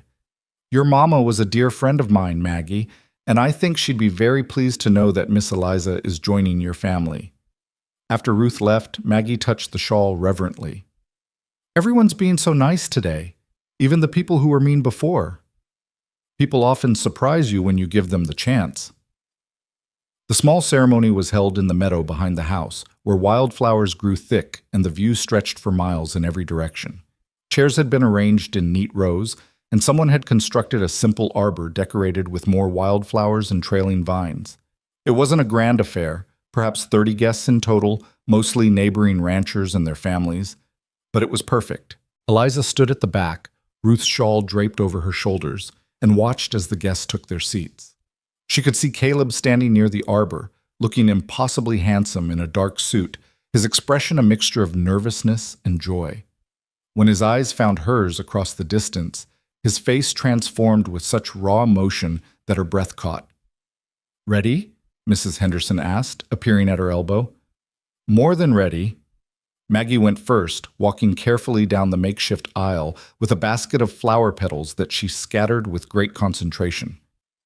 Then it was Eliza's turn, and suddenly she was moving forward, each step bringing her closer to the future she'd fought so hard to reach. Caleb's eyes never left her face. When she reached him, he took her hands in his, and she felt the slight tremor in his fingers, the thundering of his pulse against her palm. The ceremony itself passed in a blur of words and promises. The traveling minister spoke about love and commitment and the courage it took to begin again after loss. Eliza heard herself saying, "I do," in a voice that was steady and sure. She heard Caleb's response, deep and resonant with conviction. And then he was sliding a simple gold band onto her finger to rest beside his grandmother's ring, and she was doing the same for him, and the minister was pronouncing them husband and wife. "You may kiss your bride." Caleb cupped her face in his hands, his thumbs brushing away tears she hadn't realized were falling. "Hello, Mrs. Rowan." "Hello, Mr. Rowan." The kiss was gentle but thorough, a promise and a celebration all at once. When they finally broke apart, Maggie was tugging on Eliza's skirt. "My turn! I want to hug Mama Eliza too!" Eliza scooped her up, Caleb's arm coming around both of them, and for a moment they stood there as a family while their guests applauded. The sound seemed to echo across the grasslands, carried on the warm wind, a declaration of joy that refused to be contained. The celebration that followed was simple but heartfelt. Tables had been set up in the yard, laden with food that various neighbors had contributed. There was music from a fiddle player who'd come from town, and dancing on the grass, and children running wild while their parents laughed and talked. It was everything a wedding should be, full of life and hope and community. Eliza found herself passed from guest to guest, accepting congratulations and well wishes, answering questions about her plans for the house, and whether she'd keep cooking for the ranch hands. Through it all, Caleb stayed close, his hand finding hers whenever they were separated, his eyes tracking her movement through the crowd with protective attention. "You're hovering," she teased during a rare quiet moment. "Can you blame me? 6 months ago, I was a bitter widower convinced I'd never feel anything again. Now look at me." He pulled her closer, swaying to the music, even though they weren't on the makeshift dance floor. "I'm terrified this is all a dream, and I'll wake up alone again." "It's not a dream. I'm real. This is real, and we're really married." She stood on her toes to kiss him softly. "You're stuck with me now." Best fate I could imagine. As the sun began its descent toward the western mountains, painting the sky in shades of orange and pink and gold, the guests gradually began to depart. The ranch hands had discreetly disappeared to the bunkhouse, giving the newly married couple privacy. Mrs. Henderson had taken Maggie inside for a bath and bedtime story, extracting a promise that they'd come say goodnight before she fell asleep. Eliza and Caleb stood together on the porch, watching the last of the sunset fade to twilight.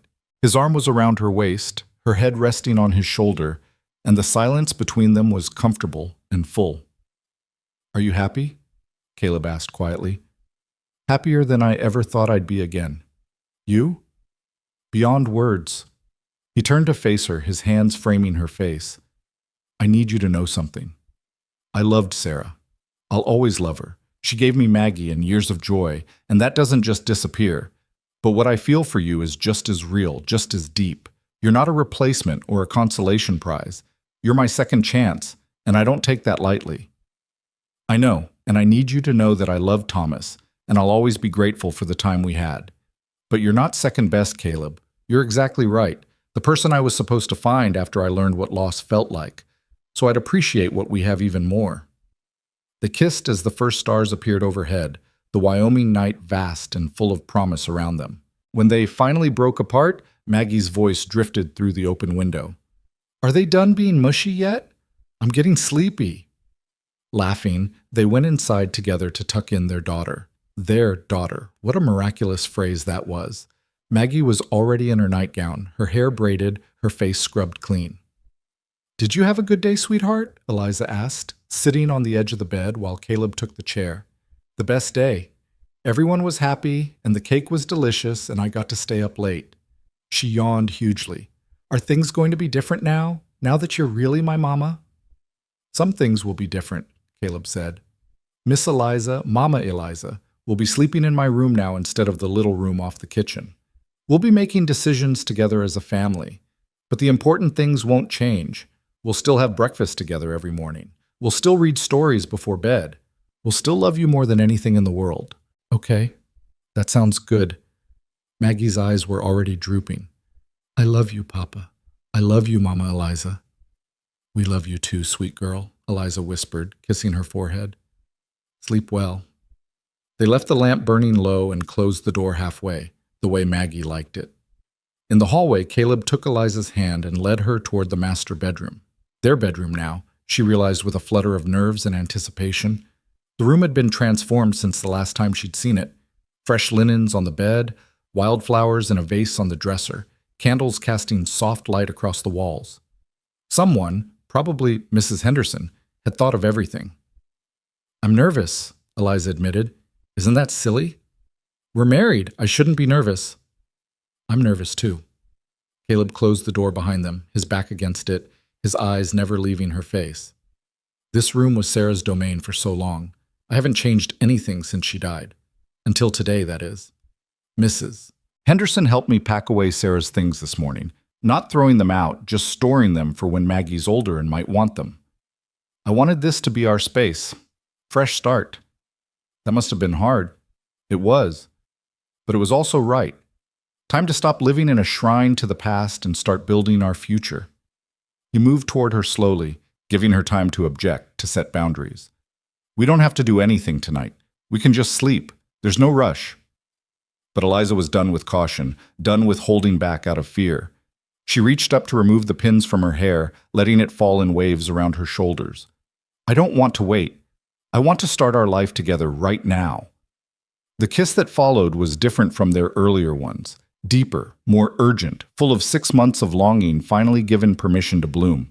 They helped each other out of their wedding clothes with fumbling fingers and breathless laughter, learning the geography of each other's bodies with wonder and tenderness.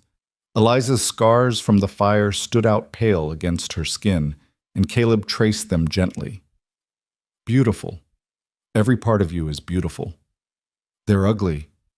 They're proof that you survived, that you fought for us. How could they be anything but beautiful?" He kissed each scar carefully, reverently, until she believed him. Their lovemaking was slow and sweet, a conversation conducted in touches and sighs, two people learning to be whole again by becoming part of something larger than themselves. When they finally lay tangled together, breathless and complete, Eliza felt as if some final piece of herself had clicked into place. "I love you," she whispered into the darkness. "I love you too. Forever and always." They fell asleep wrapped around each other, the windows open to let in the night breeze, the sounds of the ranch a lullaby around them. The weeks and months that followed brought their share of challenges. The town didn't universally embrace their marriage. There were still those who whispered that Eliza had trapped Caleb, that she was an opportunist taking advantage of a grieving man. Victoria Campbell made her disapproval known through conspicuous absence at community gatherings and the occasional cutting remark. But there were triumphs too. The new barn was completed by October, larger and safer than the one that had burned. The garden yielded a bountiful harvest that Eliza spent happy hours preserving for winter. Maggie thrived under the love of two parents, her nightmares about abandonment gradually fading as security took root. On a crisp November morning, Eliza realized her monthly courses were late. She said nothing at first, afraid to hope, but when another week passed, she confided in Mrs. Henderson. "Could be nothing. Could be stress or your body still healing from the burns," the older woman said. Or it could be a baby. How would you feel about that? Terrified, excited, all of the above. Eliza pressed a hand to her still flat stomach. We haven't talked about more children. Caleb might not want. That man would be over the moon, but you should tell him soon. These things have a way of showing themselves. She chose that evening after Maggie was asleep and they were sitting together in front of the fire. Her hands were shaking as she took his. I need to tell you something. I'm not certain yet, but I think I might be. The words wouldn't come. Caleb's eyes went wide. Are you pregnant? Maybe. Probably. I think so. For a moment he just stared at her, his expression unreadable. Then joy broke across his face like sunrise. Truly? Truly. Are you happy about it? I know we didn't plan. He silenced her with a kiss that left no doubt about his feelings. Happy doesn't begin to cover it. Another child. Our child. Eliza, do you know what this means? What? It means life is starting over. Really starting over. Not just going through the motions or trying to recapture what was lost, but genuinely building something new. He placed his hand over hers on her stomach. When do you think? Early summer, if I'm right about when it happened. Maggie is going to lose her mind with excitement. They told her the next morning at breakfast, and Caleb's prediction proved accurate. Maggie shrieked with joy, bouncing in her chair, asking a million questions about names and whether it would be a boy or girl, and when she could tell her friends at school. Can we name it Sarah if it's a girl, after Mama? Eliza and Caleb exchanged glances. How would you feel about Sarah as a middle name? Eliza suggested. That way the baby would carry your mama's name, but also have their own identity. Maggie considered this seriously. That's good. And if it's a boy, can his middle name be Thomas? After your husband who died? The thoughtfulness of it brought tears to Eliza's eyes. Yes, sweetheart. That would be perfect. Winter arrived with snow that blanketed the ranch in white silence, making the house feel even cozier and more enclosed. Eliza's pregnancy progressed normally despite the doctor's concerns about her still healing injuries. She grew round and uncomfortable, but Caleb treated her like spun glass, constantly worried she was doing too much. I'm pregnant, not fragile, she protested one afternoon when he insisted she sit down instead of kneading bread.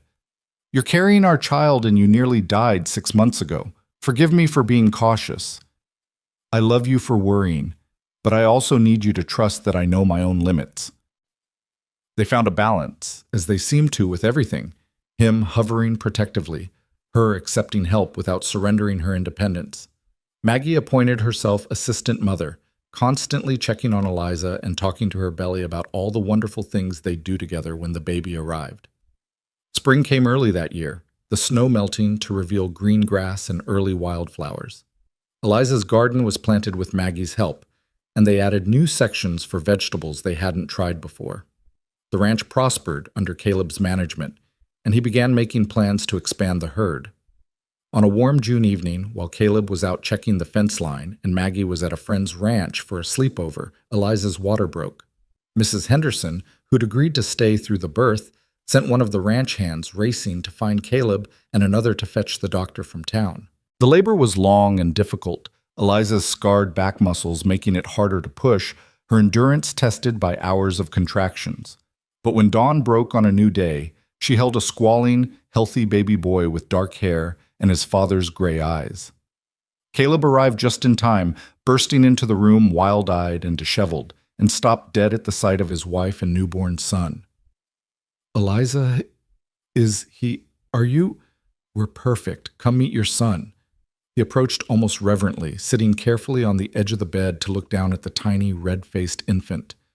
He's beautiful. You're beautiful. I can't believe. His voice broke. Thank you. For this. For everything. What should we name him? Eliza asked softly. They discussed names for months without reaching a conclusion. But looking at her husband's face, seeing the mixture of grief and joy there, the acknowledgement that this child was both a new beginning and a tribute to everything they'd survived, Eliza knew. What about James Thomas? James for something completely new, and Thomas for the man who came before. Caleb's eyes filled with tears. Perfect. James Thomas Rowan. Maggie met her baby brother that afternoon and declared him the best present she'd ever received, better even than the new pony Caleb had promised her for her birthday. She held him carefully, her young face serious with responsibility. "I'll protect him," she announced, "like Mama Eliza protected me. I'll be the best big sister ever." "I know you will," Eliza said, her heart so full she thought it might burst. The months that followed were chaotic and exhausting, and more joyful than Eliza had imagined possible. James was a good baby, sleeping in longer stretches than she'd dared hope, and Maggie was indeed a devoted big sister. Caleb proved to be a doting father, often found in the nursery in the middle of the night, rocking his son and singing softly. By the time James was 6 months old and autumn was painting the grasslands in gold and amber again, Eliza stood on the porch one morning and marveled at how much had changed in just over a year. She'd arrived at this ranch broken and desperate, expecting nothing more than a place to hide from her grief. Instead, she'd found a family, a home, and a love that had transformed her from a woman simply surviving into one fully, vibrantly alive. The sound of horses approaching drew her attention. A wagon was coming up the drive, and as it drew closer, she recognized Ruth Campbell at the reins, but beside her sat Victoria. Eliza's stomach clenched with old anxiety, but she forced herself to remain calm, to wait and see what this visit would bring. Ruth climbed down first, then turned to help her daughter. Victoria looked thinner than Eliza remembered, her face drawn but her expression lacking the hostility it had held before. "Mrs. Rowan," Ruth said formally, "we hope we're not intruding. We wanted to bring a gift for the baby. We heard you had a boy."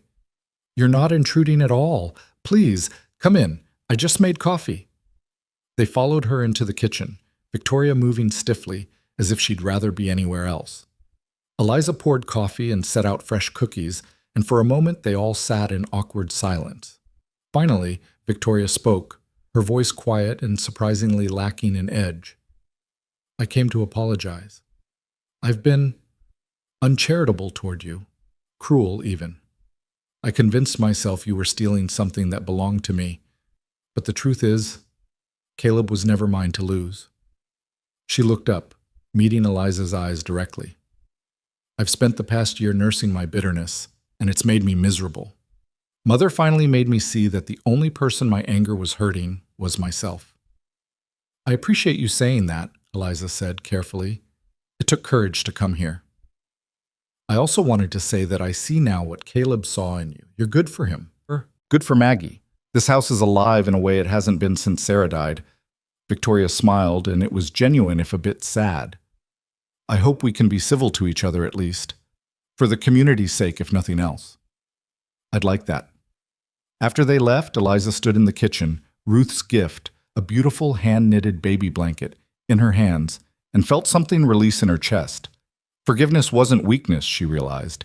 It was strength. The ability to let go of old hurts and move forward was what allowed life to continue, to grow, to flourish. That evening, with Maggie helping her make dinner and James cooing in his cradle and Caleb due home any minute, Eliza looked around the kitchen that had become her kingdom and felt profound gratitude. This wasn't the life she'd imagined when she was young and naive and thought she had everything figured out. It was better, deeper, richer, earned through struggle and loss and the courage to keep hoping even when hope seemed foolish. The front door opened and Caleb's voice called out, "Something smells amazing!" Maggie abandoned the potatoes she'd been peeling and ran to greet him. "Papa, guess what? Mama Eliza let me crack the eggs all by myself and I only got a tiny bit of shell in them." "That's my girl. Where's your brother?" "Sleeping, as usual. Babies are boring. When will he be old enough to play?" Caleb appeared in the kitchen doorway, Maggie riding on his shoulders, and the love in his eyes when he looked at Eliza still had the power to make her breath catch. "How was your day, Mrs. Rowan?" "Eventful. Victoria Campbell came by to apologize." His eyebrows rose. "Really? How did that go?" "Better than I expected. I think we'll be able to be civil to each other now, at least." "Good. I'm glad." He lifted Maggie down and crossed to where Eliza stood, wrapping his arms around her waist from behind. "You're amazing. You know that? Taking the high road when you had every right to slam the door in her face." "Bitterness doesn't serve anyone. Besides, I have too much to be happy about to waste energy on old grudges."